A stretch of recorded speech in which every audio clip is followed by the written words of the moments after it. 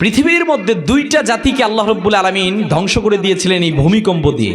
মনে রাখতে হবে তিনটা কারণে ভূমিকম্প হয়। আমি পুরান ঢাকায় থাকি, আমাদের ঢাকার ভিতরে প্রায় 2.25 কোটি মানুষের বসবাস। রিক্টার স্কেলে 7-এর উপরে যদি ঢাকার মধ্যে ভূমিকম্প হয়, ভূতত্ত্ববিদগণ রিপোর্ট দিয়েছে 8.5 লক্ষের উপরে বিল্ডিং শেষ। বাংলাদেশের মতো নির্বাচনের আগে এত ধর্মের অপব্যাখ্যা পৃথিবীর কোন রাষ্ট্রের মধ্যে হয় না। এই মাহফিল পবিত্র জায়গা, এটাকে রাজনৈতিক মঞ্চ বানাবেন না। আপনি এই কথা বলতে পারেন না তো আমাকে ভোট দিলে এটা নবী সাল্লাল্লাহু পাবে, আপনি এইটা বলবেন না ভাই প্লিজ, যে আমাদের দল যদি হেরে যায় তাহলে ইসলাম পরাজিত হয়ে যাবে। আমরা সোনার মানুষ গঠন করতে পারছি না, এটা আমাদের ব্যর্থতা। আমরা দোয়া করছি আগামী সংসদে যারা যাবে আল্লাহ প্রত্যেককে সৎ যোগ্য ভালো ভালো মানুষগুলোকে আল্লাহ সংসদের জন্য কবুল করুক, আমিন বলবেন না? এই পৃথিবী সৃষ্টি তোমার নামের উসিলায়, ও মদিনার কামলিওয়ালা সালাম তোমায়, ও মদিনার কামলিওয়ালা সালাম তোমায়। আকাশ বাতাস চন্দ্র সূর্য তারা সবই তোমার নামের উসিলায়, আকাশে জমিন পাহাড় চন্দ্র তারা সবই তোমার নূরের ইশারায়। তোমার শনে পড়লে দুরূদ হৃদয়ে যে জুড়ায়, ও মদিনার কামলিওয়ালা সালাম তোমায়। লা ইলাহা লা ইলাহা লা ইলাহা আল্লাহ আল্লাহ আল্লাহ আল্লাহ আল্লাহ।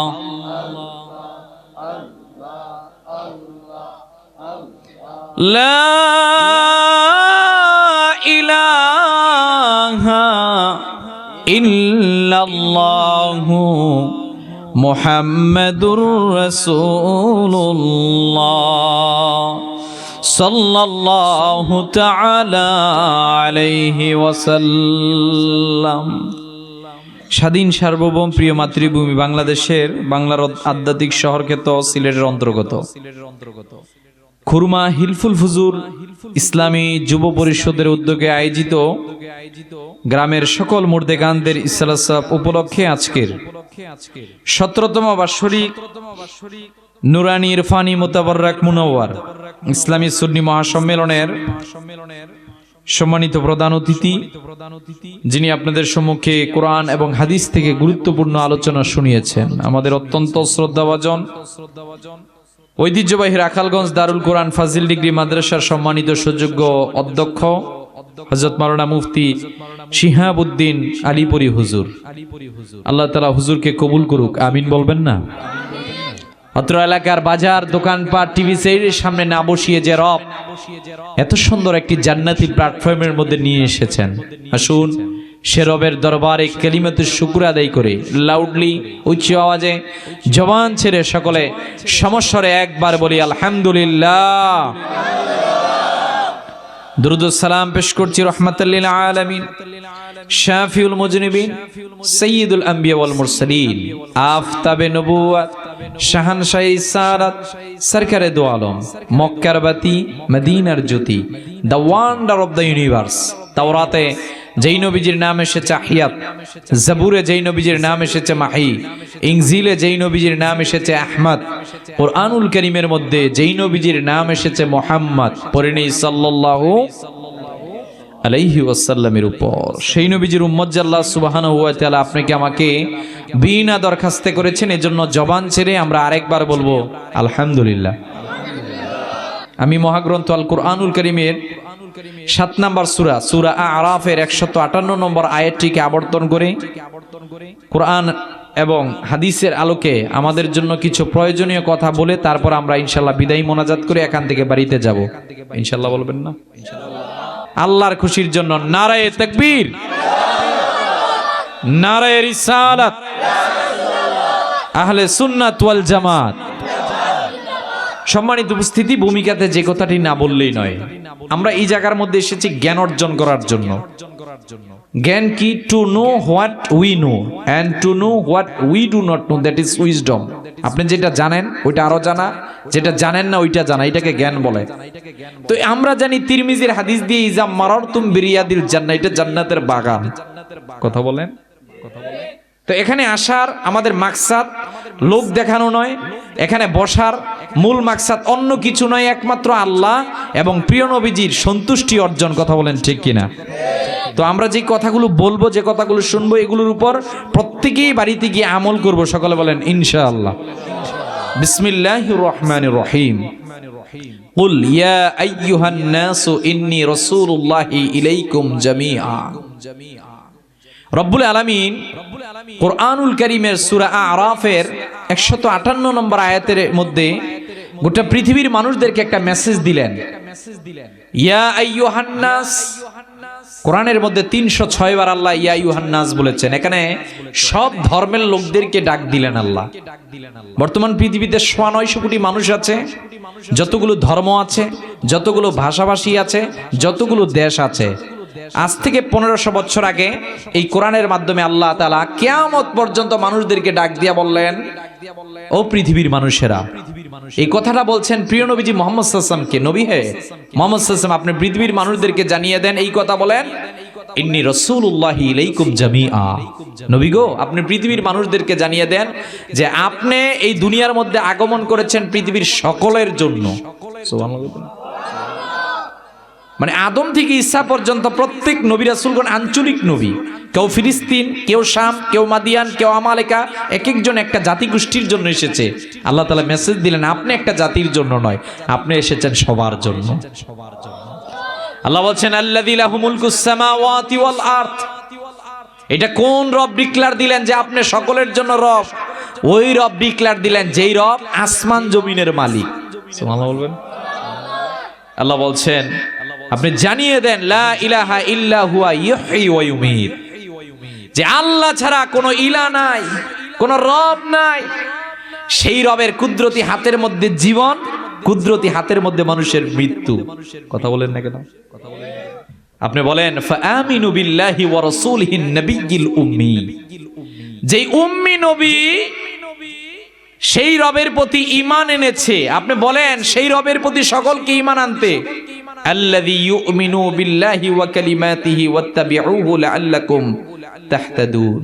আল্লাহ সিদ্ধান্ত দিলেন এইটা যে নবী মুহাম্মদ সাল্লাল্লাহু আলাইহি ওয়াসাল্লাম, আপনি তো উম্মি নবী, আপনি বিশ্বাস করেন সেই রবকে না দেখে।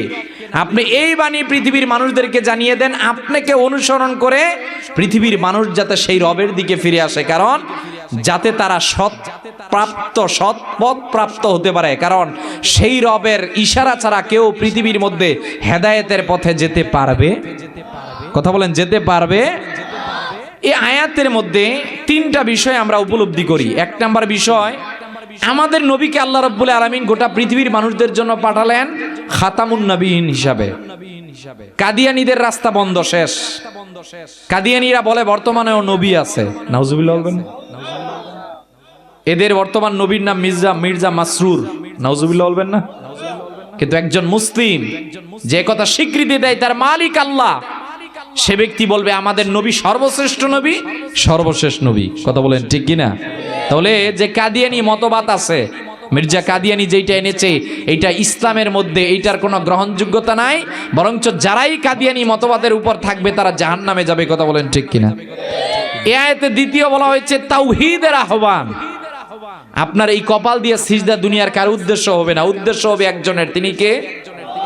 এই আয়াতের মধ্যে আরেকটা বিষয় বলা হয়েছে উম্মি নবীর অনুসরণ করার জন্য। উম্মি নবী হলেন আমাদের নবী। আমরা একটু ব্যাখ্যা দিব কিছুক্ষণ পরে। যেই নবী আল্লাহর প্রতি ঈমান এনেছিলেন, আল্লাহ বলেছেন ওই নবীর প্রতি যারা ঈমান এনে নবীকে অনুসরণ করবে তারাই হেদায়েতের পথ পেয়ে যাবে। বলেন সুবহানাল্লাহ। আমার সম্মানিত হাজিরিন, সূরা আরাফের এই আয়াতের মাধ্যমে আমার আল্লাহ রাব্বুল আলামিন পৃথিবীর মানুষদেরকে জানিয়ে দিলেন, শোনো শোনো পৃথিবীর মানুষেরা, তোমাদেরকে জানিয়ে দিলাম আমার হাবিবুল্লাহ মুহাম্মদ সাল্লাল্লাহু আলাইহি ওয়াসাল্লামকে আমি পৃথিবীর মধ্যে পাঠালাম আমার হাবিব সৃষ্টিগত দিক থেকে সর্বপ্রথম সৃষ্টি, কিন্তু দুনিয়ার মধ্যে প্রেরণগত দিক থেকে সর্বশেষ নবী রাসূলদের ধারাবাহিকতায়, কিন্তু তিনি সর্বশ্রেষ্ঠ নবী আর তিনি হলেন আখিরি নবী। বলেন সুবহানাল্লাহ। এ ব্যাপারে মুসান্নাফ ইবনে আব্দুর রাজ্জাকের একটা হাদিসকে আপনি সামনে নিতে পারেন। নবীজির সাহাবী হযরতে জাবির ইবনে আব্দুল্লাহ আল আনসারী বলেন, ইয়া রাসূলুল্লাহ, ইয়া হাবিবাল্লাহ সাল্লাল্লাহু আলাইহি ওয়াসাল্লাম, বিআবি আনতা ওয়া উম্মি আখবিরনি আন আউওয়াল শাইইন খালাকাহুল্লাহু তাআলা ক্বাবলাল আশিয়া। হযরতে জাবির রাদিয়াল্লাহু তাআলা একদিন নবীজিকে প্রশ্ন করলেন, হুজুর, আপনার কাছে আমি একটা বিষয় জানতে চাই, আপনি আমাকে বলেন। ইয়া রাসূলুল্লাহ, দুই চোখ দিয়ে কত কিছুই তো দেখি, এই দুই চোখ দিয়ে আল্লাহর কত কুদরত দেখলাম, কোন কুদরতকে অস্বীকার করার মতো কিছু পাচ্ছি না। নবীজি গো, আপনার কাছে আমার একটা বিষয় জানার আছে, আপনি আমাকে বলেন। নবীজি বললেন, জাবের, তুমি কি জানতে চাও?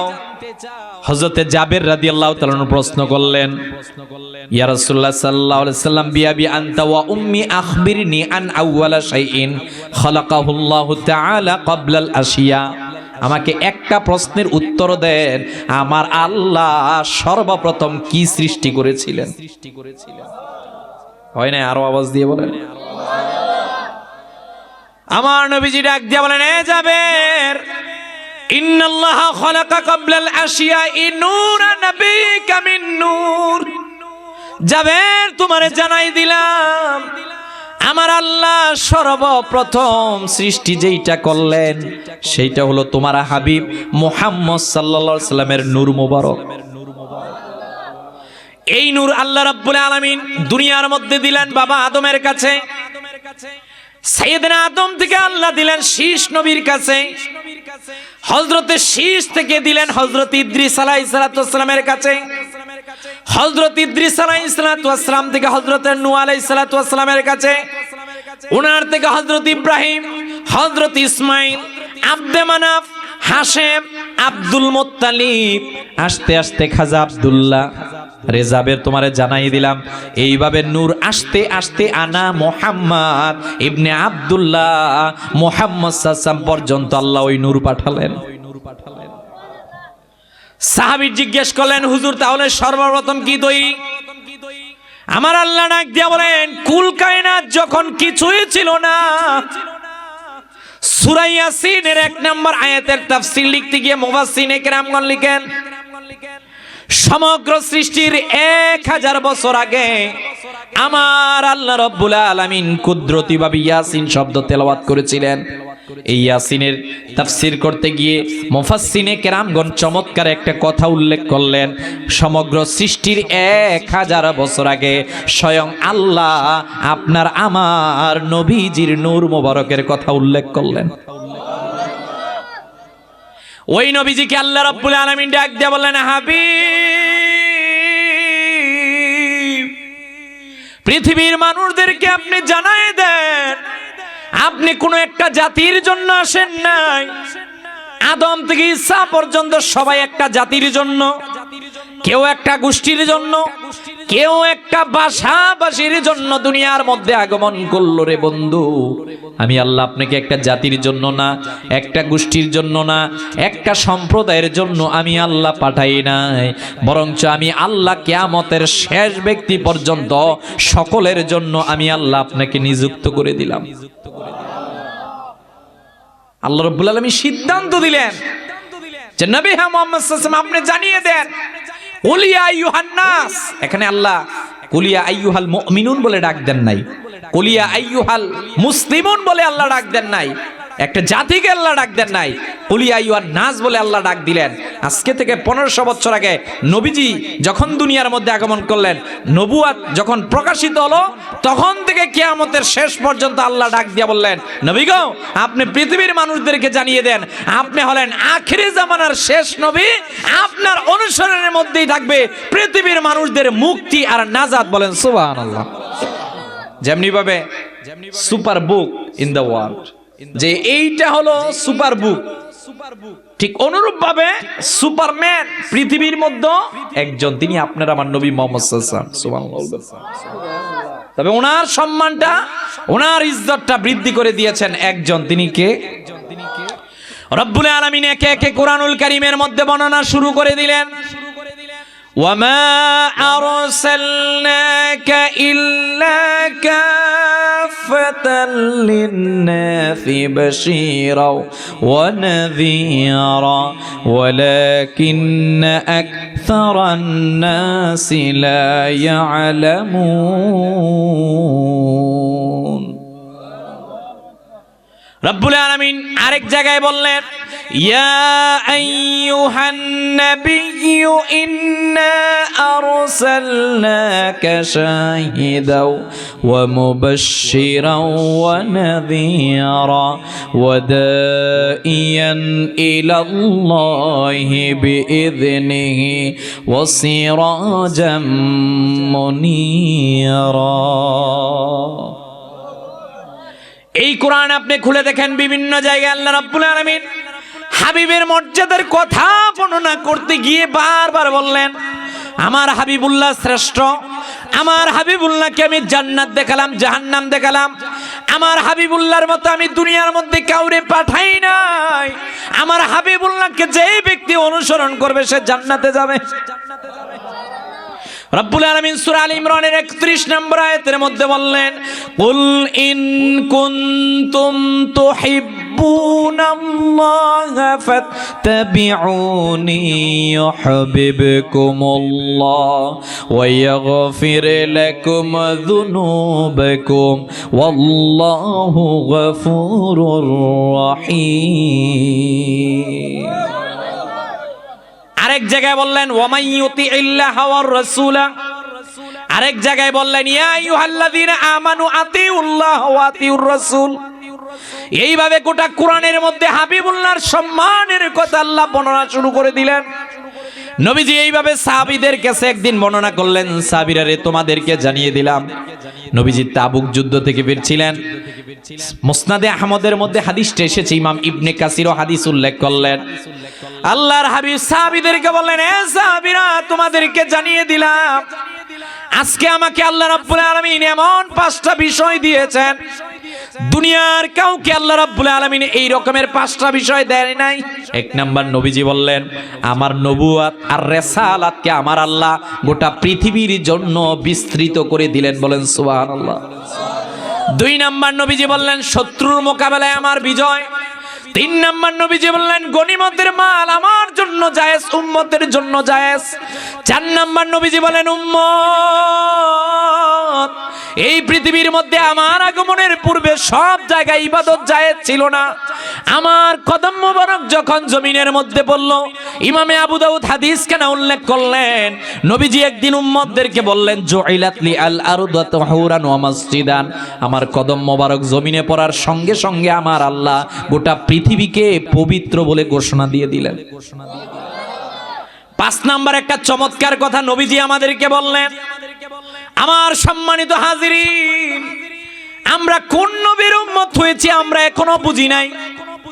নবীজি ডাক দিয়ে বলেন, উম্মত, আদম নবীর কাছে একটা স্পেশাল দোয়া ছিল, ইব্রাহিম নবীর কাছে একটা স্পেশাল দোয়া ছিল, পয়গম্বর ঈসা আলাইহিস সালাতু ওয়াস সালামের কাছে একটা স্পেশাল দোয়া ছিল। সব নবীরা যার যার হাতে থাকা স্পেশাল দোয়াটাকে করে ফেললেন। সূরা আম্বিয়ার 83 নম্বর আয়াতে হযরতে আইয়ুব আলাইহিস সালাতু ওয়াস সালামের কথাকে আল্লাহ স্মরণ করালেন। তিনি দোয়া করেছিলেন, রব্বি আন্নী মাসানিয়াদ দুরু ওয়া আনতা আরহামুর রাহিমিন। তিনি আল্লাহ রাব্বুল আলামিন হযরত ইউনূস আলাইহিস সালাতু ওয়াস সালামের কথা বলতে গিয়ে বললেন, লা ইলাহা ইল্লা আনতা সুবহানাকা ইন্নী কুনতু মিনাজ জালিমিন। ইউনূস আলাইহিস সালাতু ওয়াস সালাম হাতের দোয়া করে ফেললেন। হযরতে জাকারিয়া আলাইহিস সালাতু ওয়াস সালামের কথা বলতে গিয়ে বললেন, রব্বি লা তাযারনি ফারদা ওয়া আনতা খায়রুল ওয়ারিসিন। হযরতে আইয়ুব আলাইহিস সালাতু ওয়াস সালাম রোগ থেকে মুক্তির জন্য আল্লাহর কাছে দোয়া করলেন। ইউনূস আলাইহিস সালাতু ওয়াস সালাম বিপদ থেকে মুক্তির জন্য দোয়া করলেন। জাকারিয়া আলাইহিস সালাতু ওয়াস সালাম সন্তানের জন্য দোয়া করলেন। আমার নবীজি ডাক দিয়া বলে, উম্মত, তোমাদেরকে জানাই দিলাম, আমাকে আরবের মানুষগুলো এমন কোনো কষ্ট নাই দেয় নাই। আহারে নিজের মাতৃভূমি আপন চাচা আমার বিরুদ্ধে কথা বলেছে, আরবের মানুষগুলো আমাকে পাগল পর্যন্ত বলেছে। তায়েফের মধ্যে আমি যখন গেলাম এমন কোনো কষ্ট নাই আমাকে দেয় নাই। আমার মেয়ে ফাতেমা একদিন ডাক দিয়ে বলেন, বাবা গো, আপনার মাথার উপর ওটের নারী বড়িগুলো দেওয়া হয়েছে, কেন আপনি বদদোয়া দেন না? নবীজিকে এত কষ্ট দেওয়া হলো। নবীজি যেই দিন মাতৃভূমি ছেড়ে মদিনার উদ্দেশ্যে যাচ্ছেন, বারবার নবীজি মক্কার দিকে তাকায়। সিদ্দিক আকবর ডাক দিয়ে বলেন, হুজুর বারবার কেন মক্কার দিকে তাকান? নবীজি ডাক দিয়ে বলেন, না না না, আমি মক্কা ছেড়ে যেতাম না যদি তারা আমাকে অত্যাচার না করত, মক্কা ছেড়ে আমি যেতাম না যদি এই রকমের ব্যবহার না করতো। আল্লাহ নির্দেশ করেছেন। এইভাবে হেন কোনো কষ্ট নাই নবীজিকে দেওয়া হয় নাই। এইবার নবীজি ওই দিন ওই তাবুক যুদ্ধ থেকে ফিরার মুহূর্তের মধ্যে উম্মতদেরকে বললেন, ইমাম মুসলিম সহিহ মুসলিমের 198 নম্বর হাদিসে উল্লেখ করলেন, লিকুল্লি নাবিয়্যিন দাওয়াতুন ইয়াদউ বিহা ফাউরিদু আন আখতাবিয়া দাওয়াতু শাফাআতি। নবীজি ডাক দিয়ে বলে, উম্মত রে, তোমাদেরকে জানিয়ে দিলাম সব নবীর হাতের দোয়া করে ফেলেছে, আমার দোয়া করে ফেলি নাই। যত কষ্টই হয়েছে দোয়া রেখে দিয়েছি, এই দোয়াটা আখিরাতের ময়দানে গুনাহগার উম্মতের জন্য করব। আমি এটা করি নাই। আপনি দেখেন আমার নবীজিকে কি কষ্ট দেওয়া হয় নাই। নিজের আপন চাচা নবীজির বিরুদ্ধে হাতের মধ্যে কঙ্কর নিয়ে নিক্ষেপ করতে গেল। আল্লাহ বলছেন, বন্ধু, আপনার সম্মান, ইজ্জত, রফাত এগুলো দুনিয়ার কারো কাছে নয়, এগুলো আমি আল্লাহর হাতে। সুবহানাল্লাহ বলবেন না? দুনিয়ার কেউ যদি আপনার বিরুদ্ধে কালেমা লেপন করতে চায়, আমি তাকে ছাড়তে পারি না। কথা বলুন। আল্লাহ সূরা নাজিল করে দিলেন, সূরা লাহাব, তাব্বাত ইয়াদা আবি লাহাবি ওয়া তাব। আল্লাহ বলেন, আমি ছাড়ি নাই। আরেকজন বলেছে, এই তোমরা মুহাম্মদ সাল্লাল্লাহু আলাইহি ওয়াসাল্লামের কাছে যাবা না, তিনি পাগল নবী। নাউজুবিল্লাহ। আল্লাহ গালি দিলেন, উতুল্লিম বাদা যালিকা জানিম, যে বন্ধু মুহাম্মদ সাল্লাল্লাহু আলাইহি ওয়াসাল্লামের বিরুদ্ধে বলেছে মুহাম্মদ সাল্লাল্লাহু আলাইহি ওয়াসাল্লাম পাগল, আমি আল্লাহ সিদ্ধান্ত দিলাম ও হলো অবৈধ পিতৃ পরিচয়হীন সন্তান। কথা বলেন না কেন? এটা আমার কথা না কোরআনের কথা? কোরআনের কথা। মক্কার লোকেরা নবীজিকে অত্যাচার করতে করতে নিজ মাতৃভূমি ছেড়তে বাধ্য করে দিল। এহেন কোনো কষ্ট নাই আল্লাহর হাবিব সাল্লাল্লাহু আলাইহি ওয়াসাল্লামকে দেয় নাই। নবীজি পারতেন নবীজির হাতের দোয়াটা করে ফেলতে, নবীজি করেন নাই। কারণ নবীজি জানেন তিনি যে সামনে এমন একটা দিন আসতেছে, এরা আমার উম্মত, এরা গুনাহ করবে, গুনার সঙ্গে যুক্ত হয়ে যাবে। ওই গুনার কারণে যখন জাহান্নামে যাবে, আমি আল্লাহর কুদরতি পায়ের মধ্যে পড়ে তাদের জন্য শাফাআতের জন্য ওই দিন দোয়া করব। আর ওই দিন আমার নবীজি আমাদের জন্য ওই দোয়াটা করবে। আপনি চিনেন নাই ওই নবীকে, এর জন্য আমরা নবী সাল্লাল্লাহু আলাইহি ওয়াসাল্লামকে জীবনের চাইতে বেশি ভালোবাসি। অতীব দুঃখ ভারাক্রান্ত হৃদয় নিয়ে বলতে হয়, ওই নবী সাল্লাল্লাহু আলাইহি ওয়াসাল্লামের বিরুদ্ধে কেউ কেউ কথাও বলে।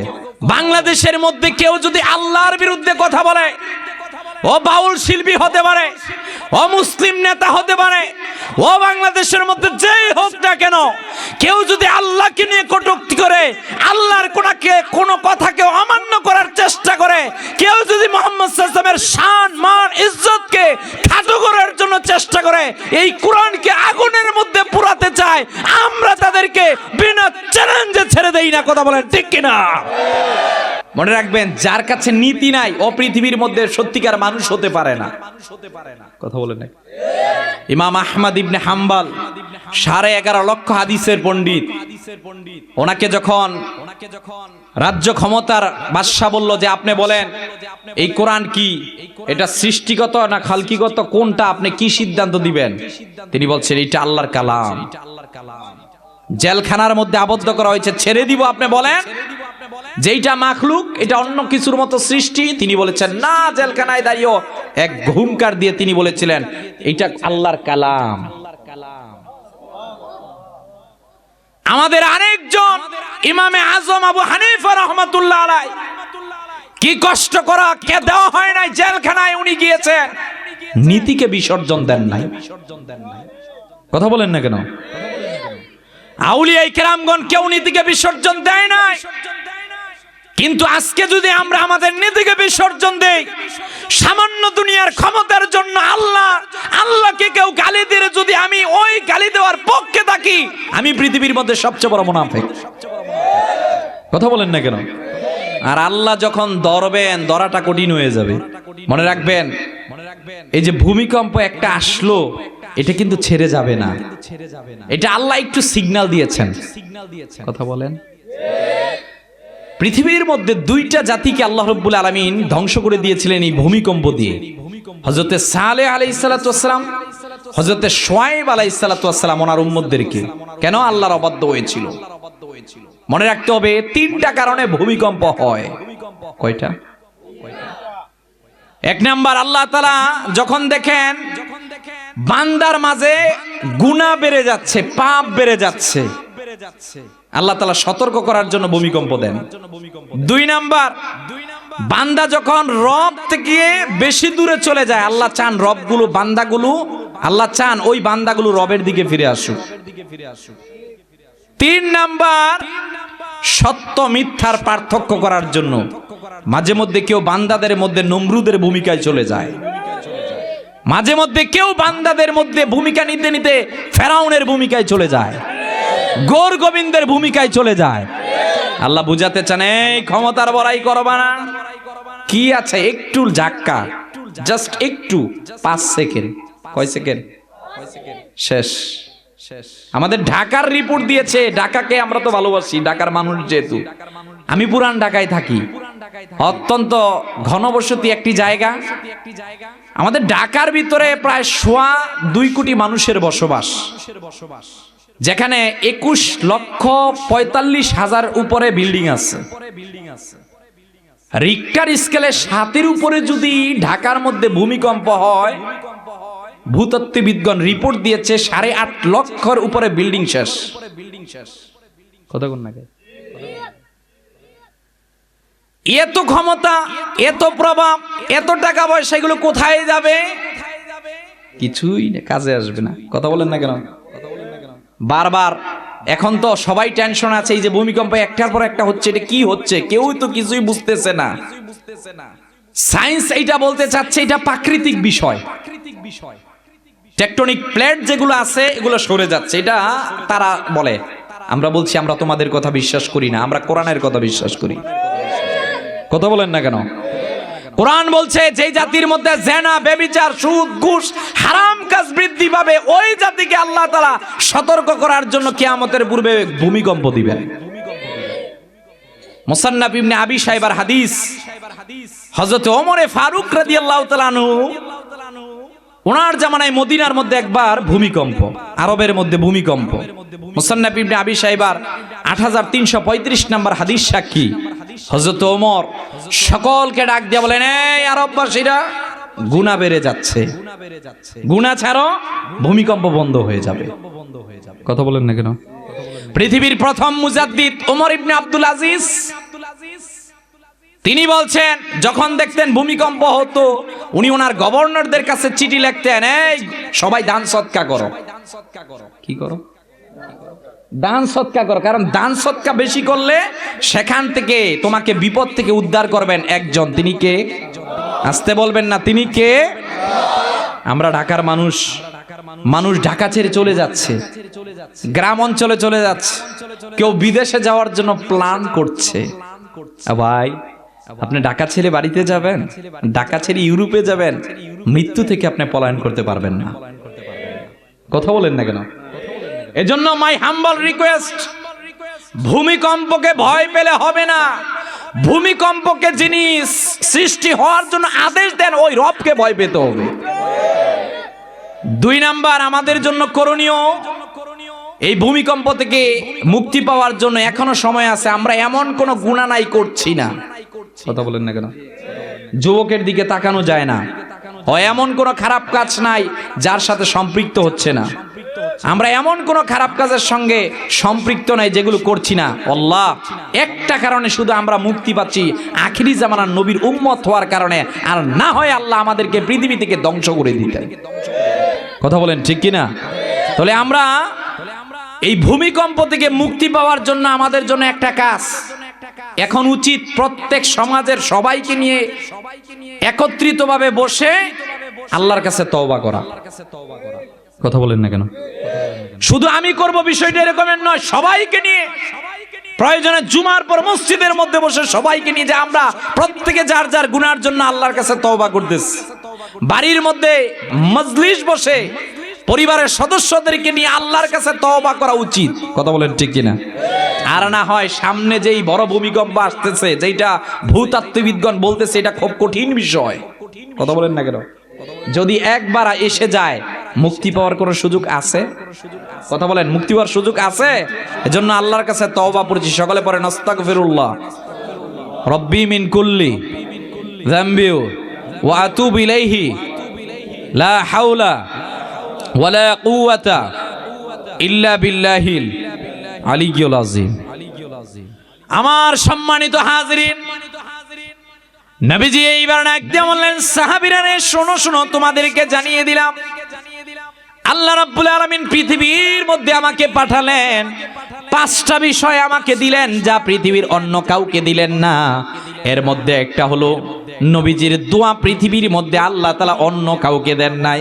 এই দোয়াটা নবীজি আমাদের জন্য আখিরাতের ময়দানে করবেন। বলেন সুবহানাল্লাহ। আল্লাহর হাবিব সাল্লাল্লাহু আলাইহি সাল্লাম আমাদেরকে শিক্ষা দিলেন, এই পৃথিবীর মধ্যে তুমি থাকতে পারবা না, এই দুনিয়া থেকে আমাদের প্রত্যেককেই চলে যেতে হবে। It is the final decision. কথা কোন না?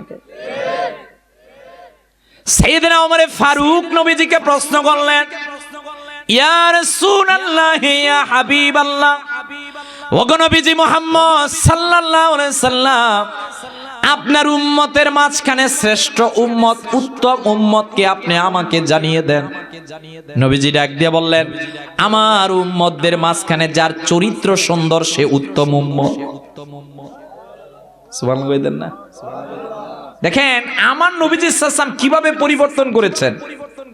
আমাদের নবীজি সাল্লাল্লাহু আলাইহি ওয়াসাল্লামের কাছে একজন কাফের আসতেন, এসে বসতেন, শুনতেন কোরআনের তেলাওয়াত, নবীজির নূরময় চেহারা মোবারকের দিকে তাকিয়ে কিছুক্ষণ পর বলতেন, আব্দুল্লাহর পেটে মুহাম্মদ সাল্লাল্লাহু আলাইহি ওয়াসাল্লাম, আপনার কাছে হাত রাখলাম, আপনি কালিমা পড়ে মুসলমান বানায় দেন। হযরত আবু হুরায়রা রাদিয়াল্লাহু তাআলা তিনি বলছেন যে আমি যখন নবীজির কদমে থাকতাম সবাই ব্যবসার কাজে চলে যেত, বাড়িতে চলে যেত, আমি ছিলাম আহলে সুফফার অন্তর্ভুক্ত, আমার প্রচন্ড ক্ষুধা ধরতো। যখন প্রচন্ড ক্ষুধা ধরতো, কষ্টের কারণে আমি মাটিতে পড়ে যেতাম, মানুষ ভাবতো আমার মৃগী রোগ হয়েছে। না, আমার মৃগী রোগ হয় নাই, আমি ক্ষুধার কারণে ইলমে দ্বীন শিক্ষা করার জন্য, নবী সাল্লাল্লাহু আলাইহি ওয়াসাল্লামের থেকে হাদিস বর্ণনার জন্য নবীজির কদম ছাড়তাম না। সুবহানাল্লাহ। সেই আবু হুরায়রা রাদিয়াল্লাহু তাআলা আনহু বলেন, আমার যখন প্রচন্ড ক্ষুধা আসতো, ক্ষুধার মুহূর্তের মধ্যে আমি নূর নবীজি মুহাম্মদ সাল্লাল্লাহু আলাইহি সাল্লামের চেহারা মোবারকের সামনে দাঁড়াতাম, নবীজির চেহারা মোবারকের দিকে তাকিয়ে থাকতাম, ভিতরে পেটের মধ্যে প্রচন্ড ক্ষুধা মুহূর্তের মধ্যে দূরীভূত হয়ে যেত। ক্ষুধা দূরীভূত হয়ে যেত আমার নূর নবী মুহাম্মদ সাল্লাল্লাহু আলাইহি ওয়াসাল্লামকে দেখার মাধ্যমে। সুবহানাল্লাহ বলবেন না? আমি একটা ঘটনা বলছি, রাসূল করিম সাল্লাল্লাহু আলাইহি ওয়াসাল্লামের একজন সাহাবী যিনি পরবর্তীতে মুসলমান হয়েছিলেন, ওনার নাম আদি ইবনে হাতেম তাই রাদিয়াল্লাহু তাআলা আনহু। আপনারা জানেন পৃথিবীর মধ্যে একজন দানবীর ছিলেন, তার নাম ছিল হাতেম তাই। ওনারই সন্তান আদি ইবনে হাতেম তাই। দেখেন আজকে আমরা সমাজের মধ্যে মেহমানদারি করতে চাই না। কথা বলেন না কেন? এই যুগের মধ্যেও কিছু কিছু হাতেম তাই আছে যারা মানুষদের, আপনি ঘুমাচ্ছেন, আপনার প্রতিবেশীর কি অবস্থা আপনি আমি খবর রাখি না। এই যুগের মধ্যেও কিছু হাতেম তাই আছে, পরিবারের আশপাশের মধ্যে প্রতিবেশী কে না খেয়ে আছে, কার বাড়িতে আগুন লেগেছে, ওই হাতেম তাইয়ের ঘরের মধ্যে খবর আছে। একজন হাতেম তাই বর্তমান যুগের মধ্যে সিলেটের মধ্যে আমাদের বড় সাহেব, আমরা কিছু দান করলে 10 টাকা দান করলে আগে মিডিয়াতে দেই। কথা বলেন না? এগুলো আসে না ভাই, ওটা ইখলাসের কারণে, আন্তরিকতার কারণে। আমি বলতেছি উৎসাহের জন্য, আমাদের প্রত্যেকের ওয়াজ করার জন্য। কোথায় রোহিঙ্গা ক্যাম্পে আগুন লাগে, কোথায় যোগীগঞ্জের মধ্যে কোন বাড়িতে খাবার নাই, ওনার কাছে খবর আছে। অথচ আমাদের বাড়ির প্রতিবেশী না খেয়ে মারা যাচ্ছে, আমাদের প্রতিবেশীর বাড়ির মধ্যে আজকে দুপুরের খাবার নাই, অর্থের অভাবে তার মেয়েটাকে লেখাপড়া করাতে পারছে না, ছেলেটাকে লেখাপড়া করাতে পারছে না, আমরা তার খবর নেই না। কথা বলেন না কেন? পীর সাহেব হলে এই রকমের পীর সাহেব প্রয়োজন। হাদিয়া আসলে ওই টাকা উম্মার মাঝে বিতরণ করবে, উম্মার খেদমত করার জন্য। কথা বলেন ঠিক কিনা? এতিম পালার কারিগর এগুলা বাংলাদেশের মধ্যে সচরাচর নাই। কথা বলেন না কেন? এগুলো আমাদের জন্য অনুসরণীয় একটা বিষয়। তো আদি ইবনে হাতেম তাই তিনি বলছেন, আমি ছিলাম রুকুসিয়াত ধর্মের অনুসারী। এটা খ্রিস্টানও না, আবার অগ্নি উপাসক না, মাঝামাঝি একটা ধর্ম। তিনি বলছেন মুহাম্মদ সাল্লাল্লাহু আলাইহি ওয়াসাল্লামের সাহাবীরা আমার গোত্রের মধ্যে অ্যাটাক করলো, আমি স্ত্রী সন্তানদেরকে নিয়ে সিরিয়ায় চলে গেলাম। আমার বোনকে নিতে পারি নাই। বোনকে মুহাম্মদ সাল্লাল্লাহু আলাইহি ওয়াসাল্লামের সাহাবীরা আমার গোত্রের লোকদেরকে রাসূলুল্লাহ সাল্লাল্লাহু আলাইহি ওয়াসাল্লামের সামনে নিয়ে গেল। আল্লাহ হাবিব সাল্লাল্লাহু আলাইহি ওয়াসাল্লামের সামনে রইল তারা। নবী সাল্লাল্লাহু আলাইহি ওয়াসাল্লাম একদিন দেখলেন আদি ইবনে হাতেম তাইয়ের বোন ডাক দিয়ে বলছেন, মুহাম্মদ সাল্লাল্লাহু আলাইহি ওয়াসাল্লাম আমার পিতা হাতেম তাই। রাসূলুল্লাহ সাল্লাল্লাহু আলাইহি ওয়াসাল্লাম আমাকে খুব সমাদর করলেন। আমি বললাম, হুজুর আপনি আমাকে অনুমতি দিলে আমি আমার ভাইয়ের কাছে যেতে চাই। রাসূলুল্লাহ সাল্লাল্লাহু আলাইহি ওয়াসাল্লাম বলেন, তুমি অপেক্ষা করো, একটা কাফেলা পেলে আমি তোমাকে পাঠাবো। একটা কাফেলাও পেলো। সাইয়েদনা আলী রাদিয়াল্লাহু তাআলা আনহু তাকে নিযুক্ত করলেন, ওই কাফেলার সঙ্গে সিরিয়ার মধ্যে গেল। আদি ইবনে হাতেম তাইয়ের কাছে গিয়ে বলে, এই দুষ্ট দুরাচার স্বার্থপর, তুমি তোমার ওয়াইফ ছেলে সন্তানদেরকে নিয়ে সিরিয়ায় চলে আসলা, আমি তো তোমার আপন বোন, আমাকে নিয়ে আসলা না, তুমি পৃথিবীর মধ্যে শ্রেষ্ঠ স্বার্থপর। কথা বলেন না কেন? বিপদে বোঝা যায় বন্ধুটা কেমন। কথা বলে এমনি বুঝবেন না, এমনিতে আপনাকে সব দিয়ে ফেলবে। আদিকে ডাক দিয়ে বলেন, ভাই আপনি কেন মদিনা থেকে পলায়ন করে চলে আসলেন? আমি আল্লাহর হাবিব সাল্লাল্লাহু আলাইহি ওয়াসাল্লাম থেকে শুনেছি আপনার জন্য নবীজি দোয়া করেছেন, আপনি চলেন আমার সঙ্গে। আদি ইবনে হাতেম তাই বলেন, আমি আমার বোনের সঙ্গে নবীজির কদমে আসলাম। দেখেন নবীজি আমাদেরকে কি শিক্ষা দিলেন। আদি ইবনে হাতেম তাই বলেন, আমি নবীজির সামনে দাঁড়ানো। সাহাবীরা বললেন, হুজুর এ হলো আদি ইবনে হাতেম তাই। নবীজি বললেন, আমি তোমার কথা শুনেছি। নবীজি হাত ধরলেন, হাত ধরে সামনের দিকে যাওয়া শুরু করলেন। একটু দূর যাওয়ার পর নবীজি তাকিয়ে দেখলেন একটা বৃদ্ধা মহিলা সামনে নবীজির কাছে আসলেন। নবীজিকে বললেন, হুজুর আমার বাড়িতে খাবার নাই, আপনি খাবারের বন্দোবস্ত করে দেন। নবীজি বললেন, তুমি অমুক সাহাবীর কাছে যাও। ওই মহিলার সমস্যার সমাধান করলেন। কিছু দূর যাওয়ার পর আরেক লোক এসে বললেন, হুজুর চোর ডাকাতের ভয় আমি কি করব? নবীজি সমস্যার সমাধান করলেন। আর একটু দূর গেলেন, আরেক লোক এসে নিজের সমস্যার কথা বললেন। এইবার নবীজি আদি ইবনে হাতেম তাইকে ইউটার্ন নিয়ে নবীজির হুজরা মোবারকে আসলেন। আদি ইবনে হাতেম তাই বলেন, আমি নবীজির হুজরা মোবারকের মধ্যে যখন গেলাম, গিয়ে দেখলাম একটাই আসন আছে বসার মতো, একটাই আসন, আর কোনো আসন নাই। নবীজি আমাকে বললেন, আদি তুমি আমার আসনের মধ্যে বসো। আল্লাহু আকবার। এইবার নবীজি ডাক দিয়ে বলেন, আদি তুমি তো রুকসিয়াত ধর্মের অনুসারী। তিনি চিন্তা করলেন, নবীজি কেমনে আমার ধর্ম সম্পর্কে জানলেন? আল্লাহর হাবিব সাল্লাল্লাহু আলাইহি ওয়াসাল্লাম বললেন, আমি তোমাকে মুসলমান হওয়ার জন্য দাওয়াত দিচ্ছি। আদি কোনো কথা বললেন না। নবীজি সাল্লাল্লাহু আলাইহি ওয়াসাল্লাম বলছেন, মুসলমান হও, তোমার জন্য পুরস্কার আছে। আদি ইবনে হাতেম তাই মাথাটা নত করে নবীজির কদমের সামনে বসে রয়েছেন। আল্লাহর হাবিব সাল্লাল্লাহু আলাইহি ওয়াসাল্লাম বলেন, আদি আমি বুঝেছি, তোমার মন বুঝি এই কথা বলছে যে মুসলমানেরা তো গরিব, তাদের কেউ নাই, মুসলমানদের কাছে কোনো সম্পদ নাই, এই কারণে তুমি মুসলমান হতে চাচ্ছ না। যে মুসলমানদের মধ্যে ওই রকমের কোনো ক্ষমতাবান লোক তো নাই, তুমি বুঝি এই কারণে মুসলমান হচ্ছ না। আদি ইবনে হাতেম তাই বলছেন, হুজুর আপনি সত্যিই ধরেছেন। এইবার নবীজি এক নাম্বার বলেন, আদি রে তোমারে জানাই দিলাম, অদূর ভবিষ্যতে ইরাকের কাদসিয়া থেকে একটা মহিলা একটা ওটের উপর ভর করে আল্লাহর ঘর কাবার মধ্যে সে উমরা করবে, হজ করবে। হজ করে ইরাকের মধ্যে কাদসিয়ার মধ্যে যাবে, একজন কাফেরও একজন মুসলমানও ওই নারীকে ডিস্টার্ব করবে না। দুই নাম্বার নবীজি বললেন, তুমি ভাবছো মুসলমানদের সম্পদ নাই? তুমি কি কিসরার হরমুজ ভান্ডারের কথা শোনো নাই? ওরা অনেক ধন সম্পদ।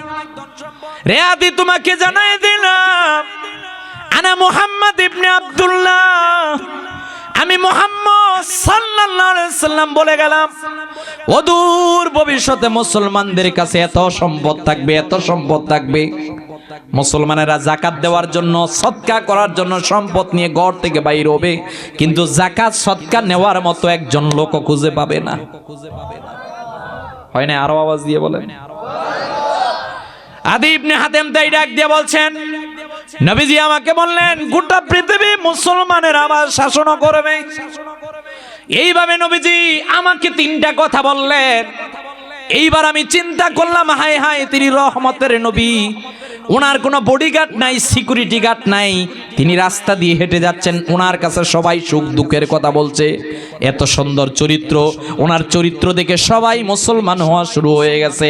আদি ইবনে হাতেম তাই এইবার নবীজিকে ডাক দিয়ে বললেন, হুজুর আপনার কাছে আমি হাত দিলাম গো নবীজি, আপনার কথা কখনো মিথ্যা হতে পারে না, আপনি আমাকে এই মুহূর্তের মধ্যে কালেমা পড়ে মুসলমান বানায়া দেন। আদি ইবনে হাতেম তাই বলছে, আমি ওই দিন মুসলমান হওয়ার একটাই কারণ, মুহাম্মদ সাল্লাল্লাহু আলাইহি ওয়াসাল্লামের সুন্দর চরিত্র দেখার কারণে। আরে ভাই, কুলিয়া আইয়ুহান নাসু ইন্নী রাসূলুল্লাহি ইলাইকুম জামিআ, যেই নবীজির ক্ষেত্রে বললেন ওই নবীজি গোটা পৃথিবীকে পরিবর্তন করেছেন সুন্দর চরিত্র দিয়ে। কথা বলেন না কেন? একটা গোত্রের বড় কাফের যে ছিল, সেও নবীজির চরিত্রের কাছে এসে পরিবর্তন হয়ে গেছে। একটা বেদুর্মী নবীজির কাছে নবীজির চরিত্র দিকে মুসলমান হয়ে গেছে। সবাই বলেছে মুহাম্মদ সাল্লাল্লাহু আলাইহি ওয়াসাল্লামের কাছে একটা জিনিস আছে, সেইটার নাম হলো মোরালিটি, তার নাম হচ্ছে নীতি আর নৈতিকতা। কথা বলেন ঠিক কিনা? কিন্তু আমাদের কাছে নীতি নৈতিকতা নাই। কথা বলেন না কেন? এই যে আমাদের দেশে কিছুদিন পরে নির্বাচন আসতেছে, কথা কন না কেন? আসতেছে না ভাই? আপনাদের দিকে না নাকি? একই সাথে তো বাংলাদেশে আমরা দেখছি যে ফেব্রুয়ারিতে নির্বাচন হবে। জনপ্রতিনিধিরা প্রত্যেকের বাড়িতে যাচ্ছে, রাস্তাঘাটের খোঁজ খবর নিচ্ছে, সবাই যাচ্ছে, কেউ কেউ আবার দানও কেটে দিচ্ছে। মারহাবা কর, দান কেটে দিলে ভালো না এটা? কিন্তু আফসোস তো এক জায়গার, নির্বাচন যেই দিন শেষ এরপরের দিন আর খবর নাই। কথা বলেন না কেন? না, আমাদের প্রতিনিধিরা যেইভাবে দেশকে ভালোবাসলো, জনগণকে ভালোবাসলো, রাস্তাঘাটকে নির্বাচন পর্যন্ত ভালোবাসলো, এই ভালোবাসা যদি নির্বাচনের পরেও থাকতো তাহলে আমাদের দেশ ইউরোপকে চোখ রাঙাতো। কিন্তু নির্বাচনের পরে ফোন ধরে না, মাতো নাকি রে বা? ওইসেনি ভাষা পারি না, একটাই বাড়ি আর কি। জনপ্রতিনিধিরা আল্লাহর খুশির জন্য কাজ করবেন। কথা বলেন। যে দ্বিতীয়, আমরা বলি আমরা রাজনীতি করছি আল্লাহর জন্য, মোস্ট ওয়েলকাম। পৃথিবীতে আল্লাহ আমাদেরকে তিনটা কাজ দিয়ে পাঠালেন, আল্লাহর ইবাদত, আল্লাহর আইন বাস্তবায়ন, পৃথিবী বিনির্মাণে কাজ করা। কথা বলেন না কেন? আমি তো বলছি আমি আল্লাহর খুশির জন্য রাজনীতি করছি, তাহলে আমি এহেন কোনো কাজ করব না যেই কাজের কারণে আল্লাহ নারাজ হয়ে যান। কথা বলেন না কেন?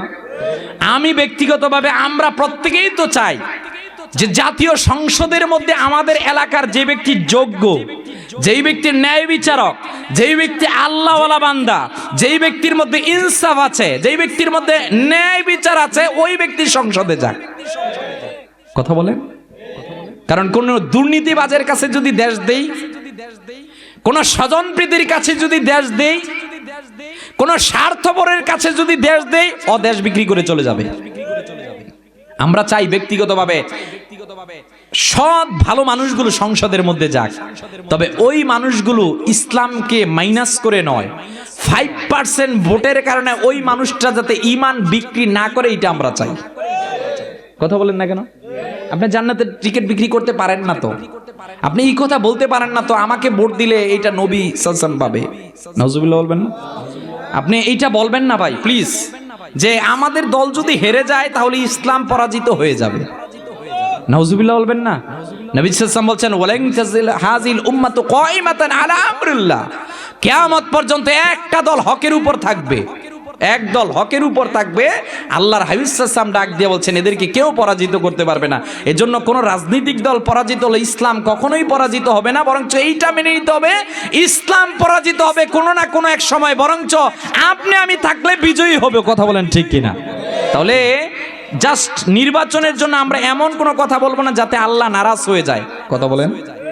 সবচেয়ে বড় কথা এই, আমার মনে হয়, আমি যেটা বুঝি, যে বাংলাদেশের মতো নির্বাচনের আগে এত ধর্মের অপব্যাখ্যা পৃথিবীর কোন রাষ্ট্রের মধ্যে হয় না। কথা বলেন না কেন? ও এত ধর্মের অপব্যাখ্যা করে, আল্লাহ মাফ করুক আমাদেরকে প্লিজ। এই মাহফিল পবিত্র জায়গা, এটাকে রাজনৈতিক মঞ্চ বানাবেন না। এখানে কোরআন হাদিস থেকে কথা হবে, কোরআন হাদিস যা বলেছে ওইটা আপনি মন খুলে বলুন, কিন্তু আপনার ব্যক্তিকে, আমার ব্যক্তিকে প্রতিষ্ঠার জন্য, আমার দলকে প্রতিষ্ঠা করার জন্য কোনো কথা হবে না। কোরআনে যেইটা এসেছে, হাদিসে যেইটা এসেছে, সমাজ বিনির্মাণে ওই কথা বলবো, আমি এমন কথা বলবো না যেগুলো কুফরি হয়। কথা বলেন ঠিক কিনা? তাহলে আমরা চাই আমাদের সমাজ পরিবর্তন হোক। কথা বলেন না কেন? আমরা চাই আমাদের জনপ্রতিনিধিরা যারা থাকবো এরা রাষ্ট্রের খবর রাখুক। কথা বলেন ঠিক কিনা? সাইয়েদনা আলী রাদিয়াল্লাহু তাআলা আমাদেরকে শিক্ষা দিলেন, একটা বিষয় শিক্ষা দিলেন। হযরত আলী রাদিয়াল্লাহু তাআলার কাছে একবার অনেক দূর থেকে এক লোক আসলেন। এই লোক এসে আলী রাদিয়াল্লাহু তাআলার সঙ্গে রাত্রেবেলা কথা বলছেন। তিনি মোমবাতি চিনছেন না, লাইট জ্বলছে, হঠাৎ করে তিনি লাইট বন্ধ করে দিলেন।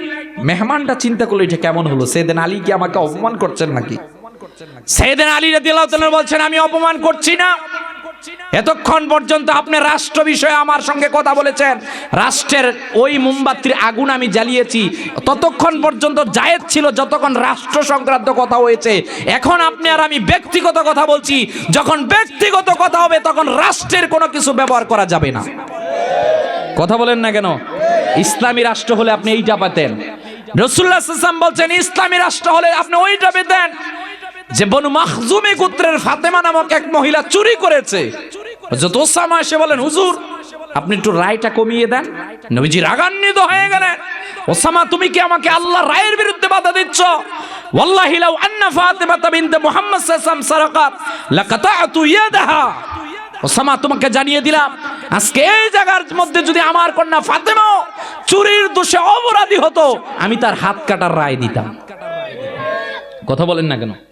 যদি এই রায় আমাদের হতো, কোন একটা দুর্নীতিবাজ বাংলাদেশের লকার পর্যন্ত হাত ঢুকাতে পারতো না, বাংলাদেশ দুর্নীতিতে কখনো চ্যাম্পিয়ন হতো না, বরঞ্চ এই যে সোনার দেশের মধ্যে উন্নতি সাধন করতে। কথা বলেন ঠিক কিনা? আমরা সোনার মানুষ গঠন করতে পারছি না, এটা আমাদের ব্যর্থতা। আমরা দোয়া করছি আগামী সংসদে যারা যাবে, আল্লাহ প্রত্যেককে সৎ, যোগ্য, ভালো ভালো মানুষগুলোকে আল্লাহ সংসদের জন্য কবুল করুক। আমিন বলবেন না? তাহলে আমার সম্মানিত হাজিরিন, প্রথম অংশের মধ্যে আমি এতটুকুই রাখলাম। নবীজি আমাদেরকে শিক্ষা দিলেন, আমি সবার জন্য, তোমাদের জন্য আগমন করলাম। নবীজি সাল্লাল্লাহু আলাইহি ওয়াসাল্লাম এবার আমাদেরকে ডাক দিয়ে বলে, উম্মত তোমাদেরকে জানিয়ে দিলাম, আমার কিন্তু আল্লাহ তাআলা সম্মান দিলেন। এক নাম্বার, আল্লাহ রাব্বুল আলামিন নবীজিকে সম্মান দিলেন, নবীজি হায়াতুন নবী। তবারকে পেট টানতাছে না? আমি 12 ঘন্টা জার্নি করে এসেছি এখানে, শুধু এই যে নোমানি ভাইয়ের সাথে ওয়াদার কারণে এসেছি আপনাদের কাছে। আর মাশাআল্লাহ এখন যে সিলেটের আলহামদুলিল্লাহ সব জায়গায় তো আল্লাহর শুকরিয়া, যেই রাস্তাঘাট, আরে ভাই সংস্কার তো এখানে হওয়া দরকার। কথা বলেন না কেন? যে ট্রেন 8 ঘন্টা লাগে ঢাকা থেকে সিলেটে আসতে, এখানে সংস্কার করে এমন করা প্রয়োজন ছিল যে 3 ঘন্টায় ঢাকা থেকে সিলেট আসা যাবে, তাহলে মানুষ আরো কর্মগুলো তাড়াতাড়ি করতে পারতো। 2026 সালে যে রাস্তা হওয়ার কথা, এটা আল্লাহই ভালো জানে কবে শেষ হবে। কথা বলেন না কেন? এই যে মানুষের একটা জনদুর্ভোগ, মানুষের যে এত কষ্ট আছে, এগুলো দেখার কেউ নাই। কথা বলেন না কেন? দেখার ব্যস্ত ওই জায়গায় সকালের নাস্তা বাবদ বাজেট হলো 84 লক্ষ টাকা। কথা বলেন না কেন? অথচ এতগুলো, এই যে সিলেট এত অঞ্চলের মানুষের এত কষ্ট হচ্ছে, এগুলো দেখার কেউ নাই। কথা বলেন না কেন? কেউ নাই। আল্লাহর কাঠগড়ায় কিন্তু দাঁড়াতে হবে। কথা বলেন না কে? আমার নবীজি সাল্লাল্লাহু আলাইহি ওয়াসাল্লামকে আল্লাহ রাব্বুল আলামিন হায়াতুন নবী হিসেবে বানালেন। নবীজি একদিন ডাক দিয়ে বলেন, সাহাবীরা রে, ইন্নাল্লাহা হারামা আলাল আরদি আন তাকুলাল আজসাদাল আম্বিয়া। সুনানে আবু দাউদের 1047 নম্বর হাদিস, হাদিসটা ইবনে মাজার মধ্যে এসেছে, মুসনাদে আহমদের মধ্যে এসেছে। নবীজি ডাক দিয়ে বলেন, সাহাবীরা, সমস্ত নবী রাসূলদের জিসিমকে আল্লাহ মাটির জন্য হারাম করে দিয়েছেন। সুবহানাল্লাহ কইতেন না? নবীজি আমার বললেন, ইবনে মাজার হাদিস, আল আম্বিয়াউ আহইয়াউন ফি কুবুরিহিম ওয়া ইউসাল্লুন। মুসনাদে বাজ্জার সহ অসংখ্য হাদিসের মধ্যে এসেছে। নবীজি বললেন, সমস্ত নবী রাসূলগণ ওনাদের প্রত্যেকের মাকবারার মধ্যে জিন্দা।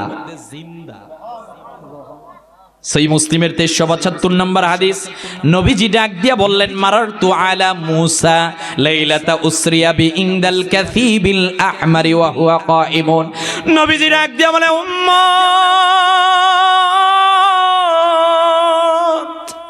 আমি তোমাদেরকে জানিয়ে দিলাম, যেই দিন আমি মেরাজের মধ্যে আল্লাহর বাড়ির মধ্যে গিয়েছিলাম, আমি যখন আমার ভাই মুসার কবরের সামনে দিয়ে যাচ্ছি, আমি তাকিয়ে দেখলাম আমার ভাই মুসা তার কবরে দাঁড়িয়ে নামাজ পড়তাছে। শুধু এখানেই নবীজি শেষ করলেন না, নবীজি বললেন, হায়াতে খায়রুল লাকুম ওয়া ওয়াফাতে খায়রুল লাকুম তুহদিসুনা ওয়া ইহদাসু লাকুম তুরাদু আলাইয়া আমালাকুম। নবীজি ডাক দিয়ে বলেন, উম্মত, দুনিয়ার মধ্যে যেমনি তোমাদের দেখেছি, রওজা থেকে ওইভাবে তোমাদেরকে দেখবো। এই যে আজকে এখানে দুরূদ শরীফ পড়লাম, এই দুরূদ শরীফটা মুসনাদে বাজ্জারের 1925 নম্বর হাদিস সাক্ষী। এই দুরূদ শরীফটা নবীজির সামনে নেওয়া হয়েছে। নবীজি রওজা শরীফ থেকে আপনার আমার উম্মতের এই দুরূদের সালামটা নিজ জবানে দিয়েছেন। রব্বুল আলামিন নবীজিকে এইভাবে সম্মান দিলেন। শুধু এখানে শেষ নয়, আল্লাহ ডাক দিয়ে বলেন, বন্ধুরে, পৃথিবীর মানুষদেরকে আপনি জানিয়ে দেন, পৃথিবীর মানুষ যখন আপনার সঙ্গে কথা বলবে, সতর্ক হয়ে কথা বলতে হবে। কথা কন না কে? আমার আলোচ্য টপিকের মধ্যে একটা উম্মি শব্দ এসেছে। এই উম্মি শব্দের ব্যাখ্যা করতে গিয়ে অনেকে বলে, আমরা যেইভাবে অনেকে লিখতে পারি না, যেইভাবে লিখতে জানতে পারি না, অনেকে পারে না, এইভাবে মুহাম্মদ সাল্লাল্লাহু আলাইহি লিখতে পারেন না। বলেন নাউজুবিল্লাহ। আরে ভাই, লিখেন না আর লিখতে জানেন না, দুইটা এক না ভিন্ন? নবী সাল্লাল্লাহু আলাইহি ওয়াসাল্লাম যদি লেখা শুরু করতেন, তাহলে এই কোরআনের কি অবস্থা হতো? কথা কন না কে? এমনিতেই কাফেররা বলা শুরু করে দিল এই কথায়, মুহাম্মদ সাল্লাল্লাহু আলাইহি ওয়াসাল্লাম যেটা বলছে এটা জাদু। নাউজুবিল্লাহ বলবেন না? এমনিতেই জাদুর কথা বলা শুরু করছে। আর মুহাম্মদ সাল্লাল্লাহু আলাইহি ওয়াসাল্লাম যদি ওনার নুরানি হাত মোবারক দিয়ে লিখতেন, তাহলে তো এরা আরো বেশি বলে ফেলতো এটা এমনি উনি নিজ থেকে বানাচ্ছে। কথা কন না কে? আরে উম্মি নবী কেন বলা হয়েছে ভাই? এটা তো বুঝতে হবে আপনাকে, যে এইটা আরবি শব্দ, এটার বাংলা অর্থ হলো উম্মুন মা। উম্মুন কি? এখানে আমরা সন্তান, আমরা সন্তানের মূল হলো মার রেহেম। কথা বলেন, এজন্য মাকে আরবিতে উম্মুন বলা হয়। কথা কন না কে? সমগ্র সৃষ্টির আল্লাহ তাআলার যত সৃষ্টি আছে, সৃষ্টির মূল হলো মুহাম্মদ সাল্লাল্লাহু আলাইহি ওয়াসাল্লাম। কথা বলেন না কেন? আল্লাহ তাআলা এই জন্য উম্মি নবী বলেছেন। উম্মি নবী মানে নিরক্ষর, বলতে যে তিনি লিখতে জানতেন না, পড়তে জানতেন না, বিষয়টি এরকমের না। আল্লাহর নিষেধ ছিল লিখবেন না, এই কারণে লিখলে তারা কোরআনকে অন্য কিছুর সাথে মিলিয়ে ফেলবে। কথা বলেন ঠিক কিনা? আমার সম্মানিত হাজিরিন, নবীজির ক্ষেত্রে, শব্দ বয়কের ক্ষেত্রে আল্লাহ সিদ্ধান্ত দিলেন, ইয়া আইয়ুহাল্লাযীনা আমানু লা তারফাউ আসওয়াতাকুম ফাওকা সাওতিন নবী। একটা সিদ্ধান্ত। আরেকটা বললেন, ইয়া আইয়ুহাল্লাযীনা আমানু লা তুকদ্দিমু বাইনা ইয়াদাইল্লাহি ওয়া রাসূলিহি। আরেকটা সিদ্ধান্ত। এইভাবে আল্লাহ রাব্বুল আলামিন বললেন, ইয়া আইয়ুহাল্লাযীনা আমানুস্তাজিবু লিল্লাহি ওয়া লির-রাসূল। তুমি যদি নামাজের মধ্যে থাকো, রাসূল যদি ডাক দেয়, নামাজ ছেড়ে রাসূলের ডাকে সাড়া দাও। এইভাবে চূড়ান্তভাবে আল্লাহ রাব্বুল আলামিন বললেন, হাবিব রে, পৃথিবীর মানুষদেরকে আপনি জানায়ে দেন, ইয়া আইয়ুহাল্লাযীনা আমানু লা তাকুলু রাইনা ওয়া কুলু উনজুরনা ওয়াসমাউ ওয়ালিল কাফিরিনা আযাবুন আলিম। তারা যাতে, বন্ধুরে, অন্য মানুষকে যেই নামে ডাকে আপনাকে ওই নামে ডাকা চলবে না। সাধারণের মতো আপনাকে শব্দ প্রয়োগ করলে হবে না। হ্যাঁ বন্ধু, আপনি রাস্তা দিয়ে যাচ্ছেন, কোনো কটু কথাও চলবে না। বন্ধু, কেন তারা বুঝতে চায় না? রাস্তার দুধারের গাছপালা আপনাকে সালাম দেয়, চাঁদ আপনার কথা শুনে দ্বিগণ্ডিত হয়ে যায়, সূর্য অস্তমিত থেকে আসমানের মধ্যে উঠে যায়, মৃত মানুষ কবর থেকে জিন্দা হয়ে যায়, ওট এসে আপনার সাথে কথা বলে, কেন তারা বুঝতে চায় না? জিসনে লাকার কালামে ইলাহি দিয়া ওয়া মুহাম্মদ মদিনে, সে মুহাম্মদ সাল্লাল্লাহু আলাইহি ওয়াসাল্লাম, মুহাম্মদ সাল্লাল্লাহু আলাইহি ওয়াসাল্লাম তিনি আমাদের হৃদয়ে যিনি। কাজী নজরুল কলমের ভাষা দিয়ে লিখলেন, তিনি মেরাজে গেলেন, কিন্তু ধরার দুলিকে তিনি ভুললেন না। কথা বলেন না কেন? হাসান বিন সাবিত লিখলেন, ওয়া আহসানু মিন কালাম তারাকাতু আইনি ওয়া আজমালু মিন কালাম তালিদিন নিসা। মা আমেনা আপনার রেহেমের মধ্যে নবীজিকে ধারণ করেছেন, পৃথিবীর মধ্যে কোন রেহেম এই রকমের মধ্যে কোন সন্তান ধারণ করতে পারে না। চূড়ান্ত কথা লিখলেন আল্লামা ইকবাল কে মোহাম্মদ জিয়াফত নে দুনিয়া চিজ হ্যায়, এ দুনিয়া চিজ হ্যায় লৌহা কালাম তেরিও। আল্লামা ইকবাল বললেন, আকাশ বাতাস কুল কায়নাত মানব দানব সবাই পাগল আল্লাহর জন্য। আল্লাহ ডাক দিয়ে বলেন, আমি পাগল মোহাম্মদের জন্য। সময় শেষ। আকাশের যত তারা, আকাশের যত তারা, মেঘের যত বিন্দু, বৃক্ষের যত পাতা, মরুভূমির যত বালুকণা, আসমান জমিনের যত অণু আর পরমাণু, এগুলো অসীম। কিন্তু প্রিয় নবীজি মুহাম্মদ সাল্লাল্লাহু আলাইহি ওয়াসাল্লামের শান মান ইজ্জত যখন আপনি বর্ণনা শুরু করে দিবেন, এগুলো অনন্ত অসীম। কথা বলেন না কেন?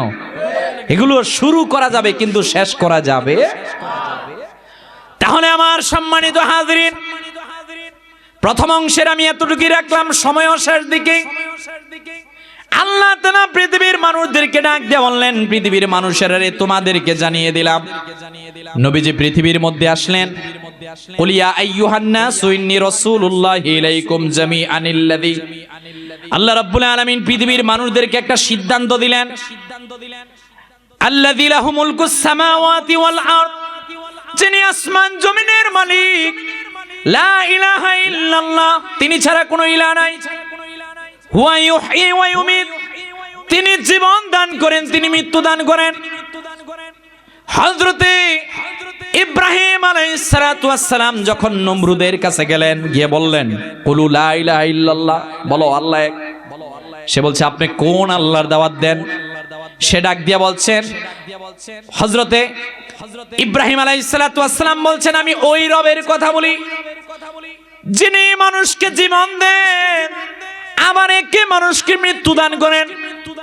নমরুদ জেলখানা থেকে দুইজন মানুষকে নিয়ে আসলো, একজন মানুষকে ছেড়ে দিল, বলল আমি জীবন দিলাম, আর একজন মানুষকে হত্যা করলো, বলল আমিও তো আপনার রবের মতো মানুষকে জীবন আর মৃত্যু দিতে পারি। বলেন নাউজুবিল্লাহ।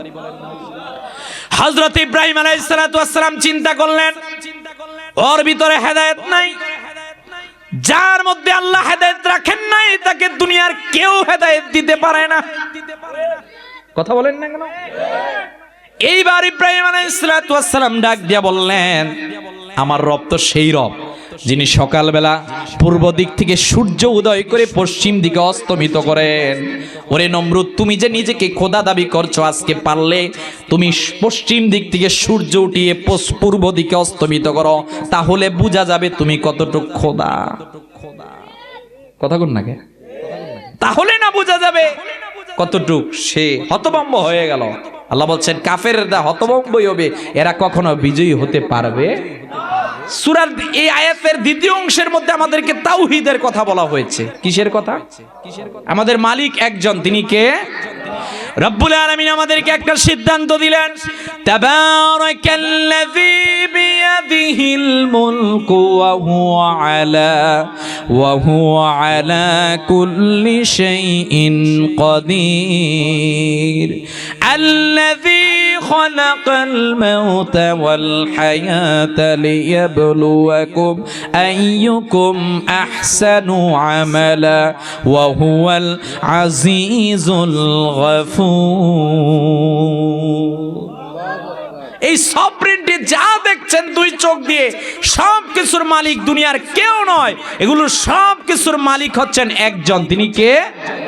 আসতে বলবেন না, তিনি কে? সেই রব ডাক দিয়ে বলছেন, মুহাম্মদ সাল্লাল্লাহু আলাইহি ওয়াসাল্লাম ওই রবের কথা বলছেন যিনি মানুষকে জীবন দেন, মৃত্যু দেন, যিনি আসমান জমিনের সব কিছুর মালিক। তোমরা ওই নবীকে মানবে যেই নবী উম্মি নবী। ওই নবীকে যারা অনুসরণ করবে তাদের জন্য আছে সফলতা। বলেন সুবহানাল্লাহ। আমার সম্মানিত হাজিরিন, এই আয়াত দ্বারা মূলত আল্লাহ রাব্বুল আলামিন আমাদেরকে যেই বিষয়টা শিক্ষা দিতে চাইলেন, তুমি জীবনের যেই জায়গার মধ্যে থাকো না কেন, ওই জায়গার মধ্যে হাবিবুল্লাহকে তোমাকে অনুসরণ করতে হবে, কারণ হাবিবুল্লাহকে আমি সম্মান দিয়েছি। হযরতে আব্দুল্লাহ ইবনে আব্বাস রাদিয়াল্লাহু তাআলা আনহুমা তিনি একবার মদিনা থেকে মক্কার মধ্যে আসছিলেন। ইমাম রাজি তাফসিরে কাবীরের মধ্যে উল্লেখ করলেন, তিনি মদিনা থেকে মক্কায় আসছিলেন, পথিমধ্যে পাহাড়, পাহাড়ের পাদদেশের মধ্যে কিছু সংখ্যক লোকজন দাঁড়িয়ে বাঘের আতঙ্ক বলে সব লোকজন এক জায়গায় দাঁড়ালেন। আব্দুল্লাহ ইবনে আব্বাস রাদিয়াল্লাহু তাআলা আনহু ওই পথ অতিক্রম করবেন, তিনি এইবার ডাক দিয়ে বললেন, এ লোক সকল কি হয়েছে আমাকে বলো। ওই লোক সকল ডাক দিয়ে বলেন, আব্দুল্লাহ ইবনে আব্বাস শুনেন, এই ভাগের আগমনে আক্রমণের কারণে আমরা এই জায়গা থেকে তো সামনের দিকে যেতে পারতেছি না। এবার আব্দুল্লাহ ইবনে আব্বাস রাদিয়াল্লাহু তাআলা একটা কথা বললেন, আইয়ুহাল আসাদ নাহনু আসহাবু রাসূলিল্লাহি সাল্লাল্লাহু আলাইহি সাল্লাম। ভাগের কাছে গিয়ে বললেন, রে ভাগ, আমরা হলাম মুহাম্মদ সাল্লাল্লাহু আলাইহি সাল্লামের সাহাবী, আমরা হলাম মুহাম্মদ সাল্লাল্লাহু আলাইহি সাল্লামের উম্মত, তুমি আমাদের রাস্তা থেকে দূরে সরে যাও। সাহাবায়ে কেরামগণ বললেন, আব্দুল্লাহ ইবনে আব্বাস রাদিয়াল্লাহু তাআলা আনহুমা যখন এই কথা বললেন, ভাগকে উদ্দেশ্য করে সরে যাও, মুহূর্তের মধ্যে ভাগ ওই রাস্তা ছেড়ে দূরে চলে গেল। বনের বাঘ রাসূলুল্লাহ সাল্লাল্লাহু আলাইহি ওয়াসাল্লামকে চিনলো, আপনি আমি চিনলাম না। হায় হায়, আব্দুল্লাহ ইবনে হুযায়ফাকে একদিন বলল, তোমরা কেমন সাহাবী, কেমন নবীজিকে তোমরা অনুসরণ করো। রোমের বাদশা ডাক দিয়ে বলল, তোমাকে দুনিয়ার সব সম্পদ দান করব, শুধু একটা কথা বলো, মুহাম্মদ সাল্লাল্লাহু আলাইহি ওয়াসাল্লাম থেকে দূরে সরে যাওয়া। তিনি ডাক দিয়ে বললেন, ইয়া মালিকার রুম লাউ আ'তাইতানি মা মালাকাল আরাব ফামা রাজা'তু আন দীনি মুহাম্মদ সাল্লাল্লাহু আলাইহি ওয়াসাল্লাম তারফাতা আইন। আব্দুল্লাহ ইবনে হুযায়ফা রাদিয়াল্লাহু তাআলা রোমের বাদশার সামনে দাঁড়িয়ে ঐতিহাসিক ভাষণ দিয়ে বলেছিলেন, রে রোমের বাদশা, আপনাকে জানিয়ে দিলাম, আপনি আরবের মধ্যে আমাদেরকে ধন সম্পদের লোভ দেখাচ্ছেন, একটা বারের জন্য আপনাকে জানিয়ে দিলাম, ইয়া মালিকার রোম লাউ আ'তাইতানি মা মালাকাল আরব, যদি গোটা আরব আমার হাতের মধ্যে দেওয়া হয়, তারপর আমি মুহাম্মদ সাল্লাল্লাহু আলাইহি সাল্লামের আদর্শ থেকে দূরে সরব না। এইভাবে আল্লাহ সম্মানিত করলেন। অত্র আয়াতের মধ্যে পৃথিবীর মানুষদেরকে আমার আল্লাহ তিনটা বিষয় ডিক্লার দিলেন, শোনো রে পৃথিবীর মানুষেরা, তোমাদেরকে জানিয়ে দিলাম, তোমাদের কাছে মুহাম্মদ সাল্লাল্লাহু আলাইহি ওয়াসাল্লাম এসেছেন, তিনি বিশ্বজনীন, সবার জন্য তিনি নবী। 2 নাম্বার বললেন, তাওহীদের পথে তোমাদেরকে থাকতে হবে। 3 নাম্বার আল্লাহ শিক্ষা দিলেন উম্মি নবী। এই উম্মি নবী বলেন, নবীকে এমন শব্দ প্রয়োগ করা যাবে না যাতে রওজা শরীফ থেকে উম্মতের প্রতি নবীজি কোনো কারণে কষ্ট পান। তবে চূড়ান্ত কথা, অত্র আয়াতের মাধ্যমে আল্লাহ তাআলা আমাদেরকে শিক্ষা দিলেন, হেদায়েতের পথে যদি তোমরা যেতে চাও, তাহলে তোমাদেরকে মুহাম্মদ সাল্লাল্লাহু আলাইহি ওয়াসাল্লামকে অনুসরণ করতে হবে। কথা বলেন ঠিক কিনা? শেষ কথা এইটা, এই আয়াত দ্বারা আমাদেরকে একটা কথাই শিক্ষা দেওয়া হলো, সেটা হলো মুহাম্মদ সাল্লাল্লাহু আলাইহি ওয়াসাল্লাম শেষ নবী। কথা বলেন। তাহলে বাংলাদেশের মধ্যে, পৃথিবীর মধ্যে যারা এই নবুয়তের চাদর নিয়ে টানাটানি করে, আমরা বলছি এরা মুসলমান না, এরা কাফের। কথা বলেন না কেন? আমরা এইটাও চাই, আমাদের দাবি এইটা, স্বাধীনতার পর থেকে পাকিস্তানের পার্লামেন্টের মধ্যে আইন করে যদি নবীর বিরুদ্ধে অবস্থানকারী কাদিয়ানীদেরকে রাষ্ট্রীয়ভাবে অমুসলিম ঘোষণা করা যেতে পারে, ইন্দোনেশিয়ার মধ্যে ফিকা বোর্ড যদি এই ঘোষণা দিতে পারে, সৌদি আরব সহ পৃথিবীর অন্যান্য রাষ্ট্র যদি তাদেরকে অমুসলিম ঘোষণা করতে পারে, 90% মুসলিমদের দেশের মধ্যে আমাদের এইটাই দাবি, এই রাষ্ট্রীয় বাংলাদেশের সংসদের মধ্যে এই কাদিয়ানীদেরকে অমুসলিম ঘোষণা করা হোক। কথা বলেন ঠিক কিনা? এতটুকু যদি আমরা না করাতে পারি, তাহলে আল্লাহর কাঠগড়ায় আমরা দাঁড়াতে হবে। কথা বলেন না কেন? তাহলে সম্মানিত হাজরিন, রাত্র যেহেতু গভীর হয়ে গেছে, আমি আয়াতটিকে আবর্তন করে আমাদের শেষ কথা উপসংহারে এইটাই বলতে চাচ্ছি, ওই নবী যে মুহাম্মদ সাল্লাল্লাহু আলাইহি ওয়াসাল্লামকে পেয়ে আমরা খুশি না বেজার? ওই নবীজির শাফাত চাই কি চাই না? কারা কারা চাই? 2 হাত তুলে দেখাই। নারে তাকবীর, নারে রিসালাত। হাত নামান। ওই নবী সাল্লাল্লাহু আলাইহি ওয়াসাল্লামকে পেয়ে যদি খুশি হন, আমি যুবকদের উদ্দেশ্যে বলতে চাচ্ছি, যেহেতু হিলফুল হুজুর সংগঠনের প্রোগ্রাম, আমিও একটা সংস্থা করেছি, সংগঠন করেছি, রাসূলুল্লাহ সাল্লাল্লাহু আলাইহি ওয়াসাল্লামের জীবনকে সামনে পেয়ে সেইটার নামও রেখেছি হিলফুল হুজুর। আলহামদুলিল্লাহ বলে। হিলফুল হুজুরের কাজ হলো সমাজের অন্যায়, অবিচার, পাপাচারকে রুখে দাঁড়াতে হবে। সমাজের মধ্যে কেউ যদি ইয়াবা বাবা গাঞ্জা নেশার সঙ্গে যুক্ত হয়, হিলফুল হুজুরের সঙ্গের লোকদেরকে সামনে দাঁড়িয়ে বলতে হবে, ভাই এই কাজ তুমি করতে পারো না, এই কাজ করলে তুমি ধ্বংস, তোমার পরিবার শেষ, তোমার রাষ্ট্র শেষ হবে। কথা বলেন না কেন? হিলফুল হুজুরের সদস্যদেরকে এই জাতির ক্লান্তি লগ্নে এক প্ল্যাটফর্মের মধ্যে দাঁড়িয়ে যত ধরনের অন্যায় অবিচার পাপাচার আছে এগুলোর বিরুদ্ধে 1 নাম্বার দাঁড়াতে হবে। 2 নাম্বার, যারা লেখাপড়ার মধ্যে অধ্যবসায়ের মধ্যে আছে এদের প্রতি তদারকি রাখতে হবে, এরা যাতে গাফেল না হয়, এরা যাতে লেখাপড়া করে। 3 নাম্বার, সমাজের মধ্যে গান বাদ্য কোনো খারাপ কাজ হলে, এগুলো অন্যায় হলে তার বিরুদ্ধে এক প্ল্যাটফর্মে দাঁড়াতে হবে। এইটা বুঝাতে হবে, গত জুমাবার ভূমিকম্প হয়েছে, তোমাদের অন্যায়ের কারণে যদি ভূমিকম্প হয় অত্র এলাকা পুরো ধ্বংস হয়ে যাবে, কেউ রক্ষা পাবে না। সুতরাং সমাজের মধ্যে কোনো অন্যায় হিলফুল হুজুরের সঙ্গের লোকেরা মেনে নিবে, আমরা হিলফুল হুজুরের পক্ষে থাকবো। যুবক ভাইরা, তরুণ ভাইরা, আমি রিকোয়েস্ট করব, দাড়ি রাখতে হবে। সাউন্ড যে কমে গেল গাইবা না, ঠিক আছে না, দাড়ি রাখতে হবে, এইটা কবরে নিয়ে যেতে হবে। একটা যুবক আসেননি, ওয়াদা করবেন যে আর হাত দিবেন না। একটা যুবক, একটা নাই, মাশাআল্লাহ, একটা লোক নাই। নারায়ে তাকবীর। কি নাম আপনার ভাই? মোহাম্মদ আব্দুল্লাহ ভাই। তিনি ওয়াদা করছেন, আর না, আমি একজনই চাইছি যে দাড়ি রাখবেন। আল্লাহ কবুল করুক, আমিন বলবেন না? ওয়াজ কবুলের জন্য একটা তো লাগবে, একটা উসিলা করলাম, আল্লাহ আপনি কবুল করে নেন, আমিন বলবেন না? তবে যাদের দাড়ি নাই ওয়াদা করার দরকার নাই, রেখে দিবেন। আরে ভাই, কবরে যাওয়ার পর বলবে মান রব্বুকা ওয়া মান দীনুকা ওয়া মান হাযাল নবী। যদি রাসূলুল্লাহ সাল্লাল্লাহু আলাইহি ওয়াসাল্লামকে দেখানো হয়, তিনি যদি দেখেন এখানে দাড়ি নাই, প্রিয় নবীজির সুন্নাত নাই, রাসূলুল্লাহ সাল্লাল্লাহু আলাইহি ওয়াসাল্লাম তো জান্নাতের পথে আপনাকে সিগন্যাল দিবে না। কথা বলেন না? তাহলে যুবক, যেহেতু হিলফুল হুজুরের মাহফিল, আমি যুবকদেরকে বলছি দাড়ি রাখবে। নামাজ নামাজ নামাজ নামাজ, কথা বলেন না কেন? কোরআন তেলাওয়াত, মা বাবার খেদমত করা লাগবে। কথা বলেন না কেন? ভাই ওয়াজ অনেক দরকার না, একটা নেন বাড়ির মধ্যে, মা বাবার খেদমত করবেন, কোরআন তেলাওয়াত করবেন, 5 ওয়াক্ত নামাজ পড়বেন। আল্লাহ তাআলা কবুল করুক, আমিন বলবেন না? আউযু বিল্লাহি মিনাশ শাইতানির রাজীম। বিসমিল্লাহির রহমানির রহিম।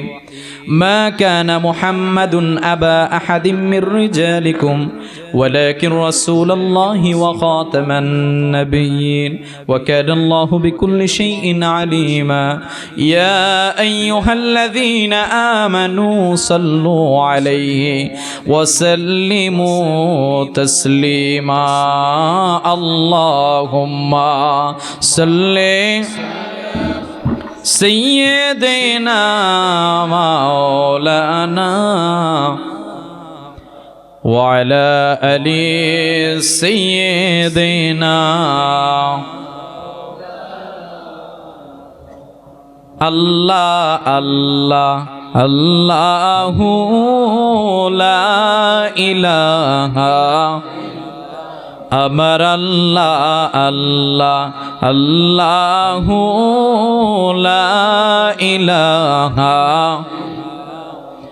মা আমিনা স্বপ্ন দেখলেন ঘরে তাহার নূর। মা আমিনা স্বপ্ন দেখলেন ঘরে তাহার নূর। সেই নূরেরই নাম রাখিলেন মুহাম্মদ রাসূল নবীজি। আল্লাহ আল্লাহ আল্লাহু লা। মক্কা ছেড়ে প্রাণের নবী মদিনাতে যায়। মক্কা ছেড়ে প্রাণের নবী মদিনাতে যায়। হায়রে মায়ের দেশের জন্য নবী ফিরে ফিরে তাকায় নবীজি। আল্লাহ আল্লাহ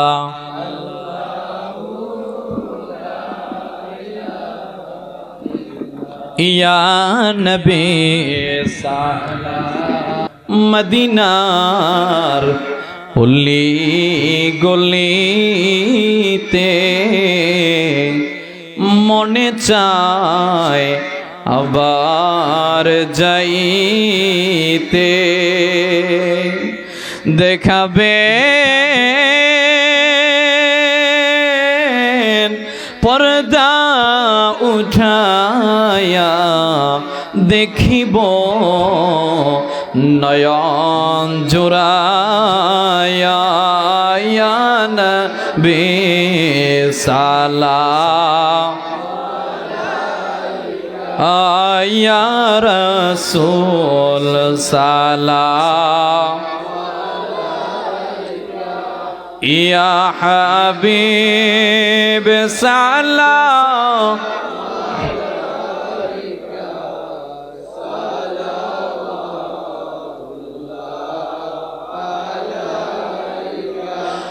সাইয়্যিদি ইয়া রাসূলুল্লাহ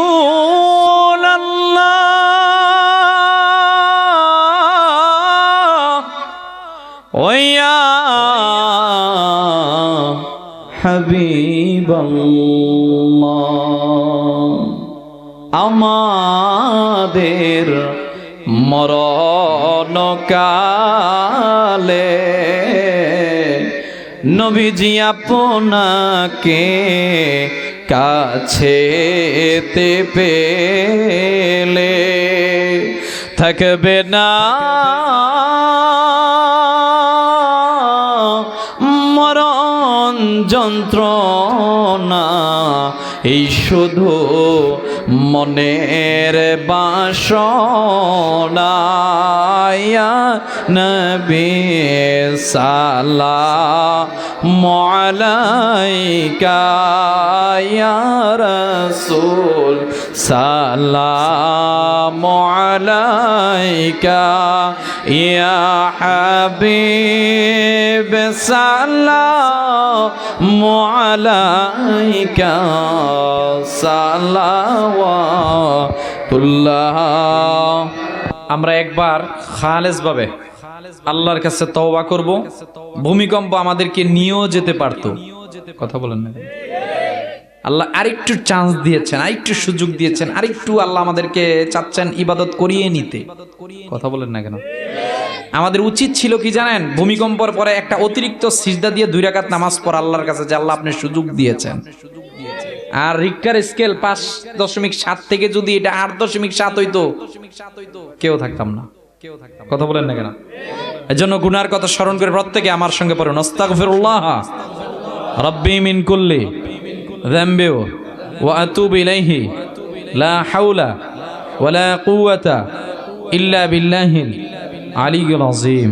আল্লাহ তাআলা আমার জীবনের প্রকাশ্য অপ্রকাশ্য, সগীরা কবীরা, জানা অজানা, দেখা অদেখা, শিরকি কুফরি বেদাতি সব গুনাহ থেকে আপনার কাছে পানাহ চাই। আল্লাহ আপনি আমাদেরকে মাফ করে দেন, আল্লাহুম্মা আমিন। রব্বানা যালামনা আনফুসানা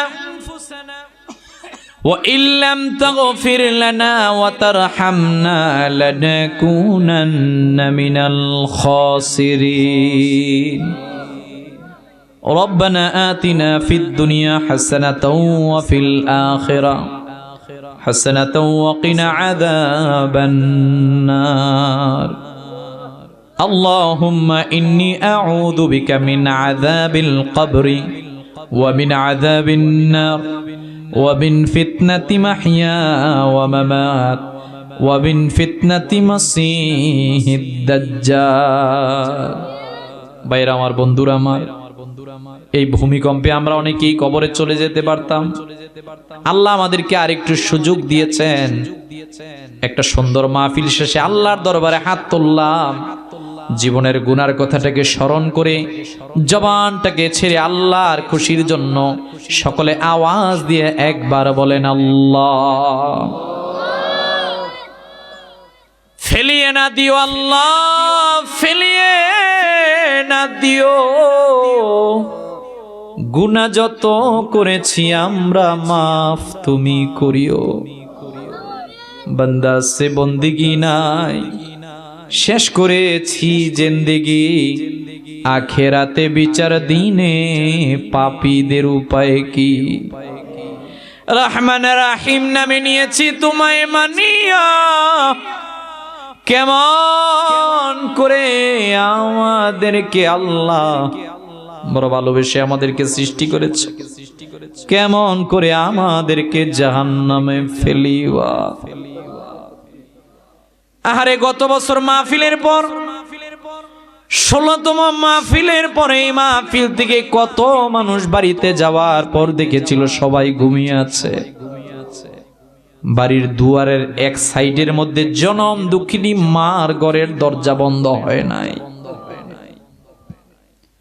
মা ডাক দিয়া বলতো, সন্তান আমার জন্য কি দোয়া করো নাই? জনম দুঃখিনী মাকে ডাক দিয়া বলতাম, মা আপনার জন্য কি দোয়া না করি পারি গো মা। আরে একটা বছর পার হতে না হতে অল্প কিছুক্ষণ পর বিশাল অডিয়েন্স থেকে অনেক মানুষ সেই বাড়ির মধ্যেই তো ফিরে যাবে রে। বাড়ির মধ্যে গিয়ে দেখবে সবাই ঘুমায়, আমার জনম দুঃখিনী মার ঘর আছে রে। মার হাতের লাঠিটাও আছে, মার হাতের প্লেটটাও আছে, যেই প্লেটের মধ্যে পান রেখে মা পান খেত রে। মার সবকিছু আছে রে, কিন্তু জনম দুঃখিনী মা নাই। ও মালিক,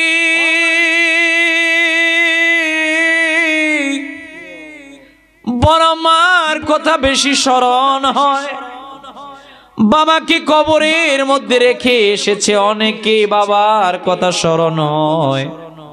আল্লাহ গো, আপনার কি মায়া লাগে না? আপনি ফিরাই দিলে আমরা কোথায় যাব? যাওয়ার রাস্তা নাই। আল্লাহ, আমরা স্বীকার করছি গুনাহ করেছি, স্বীকার করছি অন্যায় করেছি। আল্লাহ, আপনি তো রহমান রব্বুল আলামিন। জীবনে কোনো মোনাজাত যদি কবুল না হয়, আল্লাহ আজকের খুরমা হিলফুল হুজুরের এই মাহফিলকে আপনি কবুল আর মঞ্জুর করে নেন। আল্লাহ, যতটুকু সওয়াব হয়েছে লক্ষ কোটি গুণ বৃদ্ধি করিয়া সোনার মদিনায়, নূরের মদিনায় সওয়াব পৌঁছাইয়া দেন। আল্লাহ, তামাম পৃথিবীর আম্বিয়া আলাইহিস সালাতু ওয়াস সালামগণ, প্রিয় নবীজির সাহাবায়ে কেরামগণ, আহলে বাইতের সদস্যগণ, বদর, উহুদ, খন্দক, কারবালার প্রান্তর ইমাম হোসেন সহ আহলে বাইতের সদস্যগণ, মাযহাবের ইমামগণ, তরিকতের ইমামগণ সহ আল্লাহ, বিশেষত আমরা যারা হাত তুললাম, যাদের মা নাই, বাবা নাই, দাদা নাই, দাদি নাই, পূর্বপুরুষেরা কবরবাসী হয়ে গেছে, আল্লাহ প্রত্যেকের আরওয়াহ মুবারকে আপনি সওয়াব পৌঁছাইয়া দেন। রব্বুল আলামিন, আপনি তাকিয়ে দেখেন কুদরতি ভাবে এই কনকনে শীতের মধ্যে এই মানুষগুলো বাড়িতে যায় না। আল্লাহ, আপনার কালাম থেকে কথা শুনেছে, প্রিয় নবীজির হাদিস থেকে যারা কথা শুনলো গো আল্লাহ, আপনি আজকের এই মাহফিলের উসিলায় আমাদের জীবনের গুনাহ খাতাগুলোকে মাফ করে দেন। আল্লাহ, এই মাহফিলকে সাজানোর জন্য নোমানি ভাই যাদের কথা বললেন, আল্লাহ একটা টাকা পয়সা দিয়ে হলেও যে যেইভাবে সাহায্য সহযোগিতা করেছেন, প্রত্যেকের ধন আর মনগুলাকে কবুল করে নেন।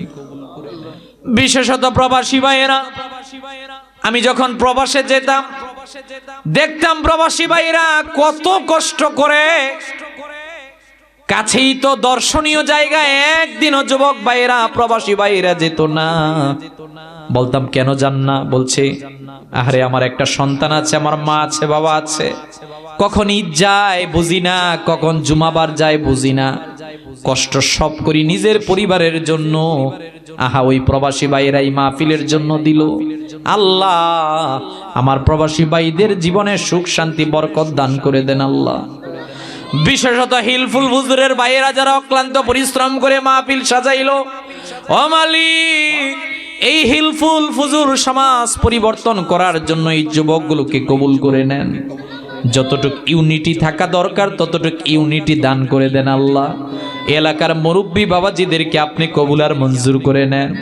পর্দার অন্তরালে সম্মানিত মা বোনদেরকে কবুল করে নেন আল্লাহ। যারা অসুস্থ দোয়া চেয়েছেন আল্লাহ, হসপিটালের মধ্যে গেলে বোঝা যায় আমরা কত শান্তিতে আছি আল্লাহ। কেউ ক্যান্সারে, কেউ পেটের সমস্যায়, কে কত সমস্যার মধ্যে হসপিটালের বেডে কাতরাচ্ছে। আল্লাহ আল্লাহ আমাদের যত আত্মীয় স্বজন হসপিটালে, প্রত্যেককে আপনি শেফায়ে কামেলা আজেলা দান করে দেন। আল্লাহ রব্বুল আলামিন, এই মাহফিল 17তম মাহফিল, এই মাহফিলটাকে প্রতি বছরের জন্য আপনি কবুল আর মঞ্জুর করে নেন। আল্লাহ এই এলাকাবাসীর দানগুলোকে আপনি কবুল আর মঞ্জুর করে নেন। মাহফিলের সাথে সম্পৃক্ত যারা কবরবাসী তাদেরকে আপনি মাফ করে দেন। আল্লাহ আমাদের পরিবারগুলোতে আজকে সুখ নাই, আপনি পরিবারগুলোর মধ্যে সুখ শান্তি বরকত দান করে দেন রব্বুল আলামিন। আমাদের মন চায় আমরা যদি ওই মসজিদের খাটের মধ্যে শুই, আমাদের সন্তানগুলো যাতে জানাজার নামাজ পড়ে। আল্লাহ এজন্য আমাদের সন্তানগুলোকে আপনি কবুল করে নেন, যাতে খাটের মধ্যে শোয়া অবস্থায় সন্তান জানাজার নামাজ পড়াতে পারে। ও রব্বুল আলামিন, সন্তান যাতে কবরের সামনে গিয়ে আমাদের জন্য দোয়া করতে পারে। ও মালিক, আমরা নামাজ পড়ি না, কোরআন পড়ি না, শুক্রবারের ভূমিকম্প দেখলাম মাত্র 5 সেকেন্ড। আল্লাহ যেদিন কিয়ামত হবে কঠিন, ইযা জুলজিলাতিল আরদু জিলজালাহা, অনেক কঠিন। আল্লাহ আল্লাহ আমাদের দিল শক্ত হয়ে গেছে, চোখের পানি পড়ে না। মালিক আপনার কাছে ভিক্ষা চাই, আমাদের দিলকে আপনি নরম করে দেন, কোরআন পাঠ্যকারী হিসাবে কবুল করে নেন, 5 ওয়াক্ত নামাজি হিসাবে আপনি কবুল করে নেন। আল্লাহ এত অঞ্চলের মানুষগুলো কৃষক শ্রেণীর মধ্যে অন্তর্ভুক্ত। এই দারিদ্র ভবন, এই এলাকাটার উপর আপনার খাস রহমত নাজিল করে দেন। এলাকার যুবক তরুণগুলোকে হযরত ওমরের আদর্শে আদর্শবান হওয়ার জন্য কবুল করে নেন। আল্লাহ রব্বুল আলামিন, আপনার কাছে ফরিয়াদ, আমরা যারা হাত তুললাম আমাদেরকে আপনি হেদায়েতের পথে প্রতিষ্ঠিত করে দিয়েন। আল্লাহ ভাইরা, আমার বন্ধুরা, আমার কিছু সময় ছেড়ে দিলাম। যুবক ভাইরা, যার মনের যা তামান্না, কিছু সময় ছেড়ে দিলাম, আল্লাহর কাছে চেয়ে নেন। যদি চাওয়ার মতো চাইতে পারেন, আল্লাহ হাত ফিরিয়ে দিবেন না।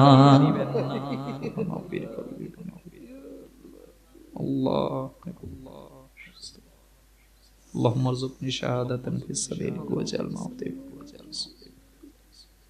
اللهم نور قلبي بنور معرفتك أبدا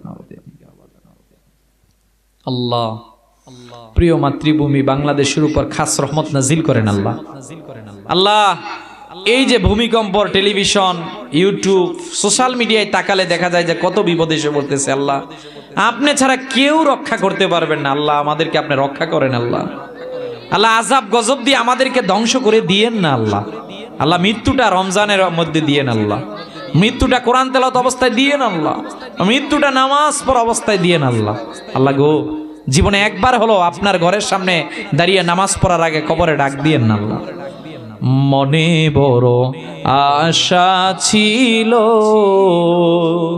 যাব মদিনা, সালাম আমি করব গিয়ে, সালাম আমি করব গিয়ে নবীর রওজায়। মনে বড় আশা ছিল যাব মদিনা, মদিনা যাইতে পারলাম না, মদিনা দেখতে পারলাম না। আমি অসহায় তাই এত দূরে রই, আমি অসহায় তাই এত দূরে রই, শুধু সালাম জানাই মদিনা যাইতে পারলাম না, মদিনা দেখতে পারলাম না। আল্লাহ ওই মদিনায় নবীজির সবুজ গম্বুজের সামনে দাঁড়িয়ে সালাম দেওয়ার আগে কবরে ডাক দিয়েন না। আল্লাহ কালো গিলাফের সামনে দাঁড়িয়ে নামাজ পড়ার আগে আল্লাহ ডাক দিয়েন না। আল্লাহ খুরমা হিলফুল ফুজুরের আমার নোমানি ভাই সহ যারা যারা এখানে সদস্য, আল্লাহ প্রত্যেককে কবুল করে নেন। আল্লাহ লালন ভাই সহ যারা যারা আছে আল্লাহ প্রত্যেককে কবুল আর মঞ্জুর করে নেন। আল্লাহ শেষ ফরিয়াদ, আল্লাহ ভূমিকম্প সহ সব ধরনের বালা মুসিবত থেকে আল্লাহ বাংলাদেশকে আপনি হেফাজত করেন। ও সাল্লাল্লাহু তাআলা আলা খায়রি খালকি নূরে মুহাম্মদ ওয়া আলা আলিহি ওয়া আসহাবিহি ওয়ান নাসি আজমাইন। আল্লাহ, মরণ আপনি আমাদের জন্য মালাকুল মউত পাঠাইবেন। যেদিন আপনি আমাদের জন্য মালাকুল মউত পাঠাইবেন আল্লাহ, সেদিন আমাদের প্রত্যেকের জবানে জারি করে দিয়েন মধুর কালেমা লা ইলাহা ইল্লাল্লাহু মুহাম্মাদুর রাসূলুল্লাহ সাল্লাল্লাহু আলাইহি ওয়াসাল্লাম।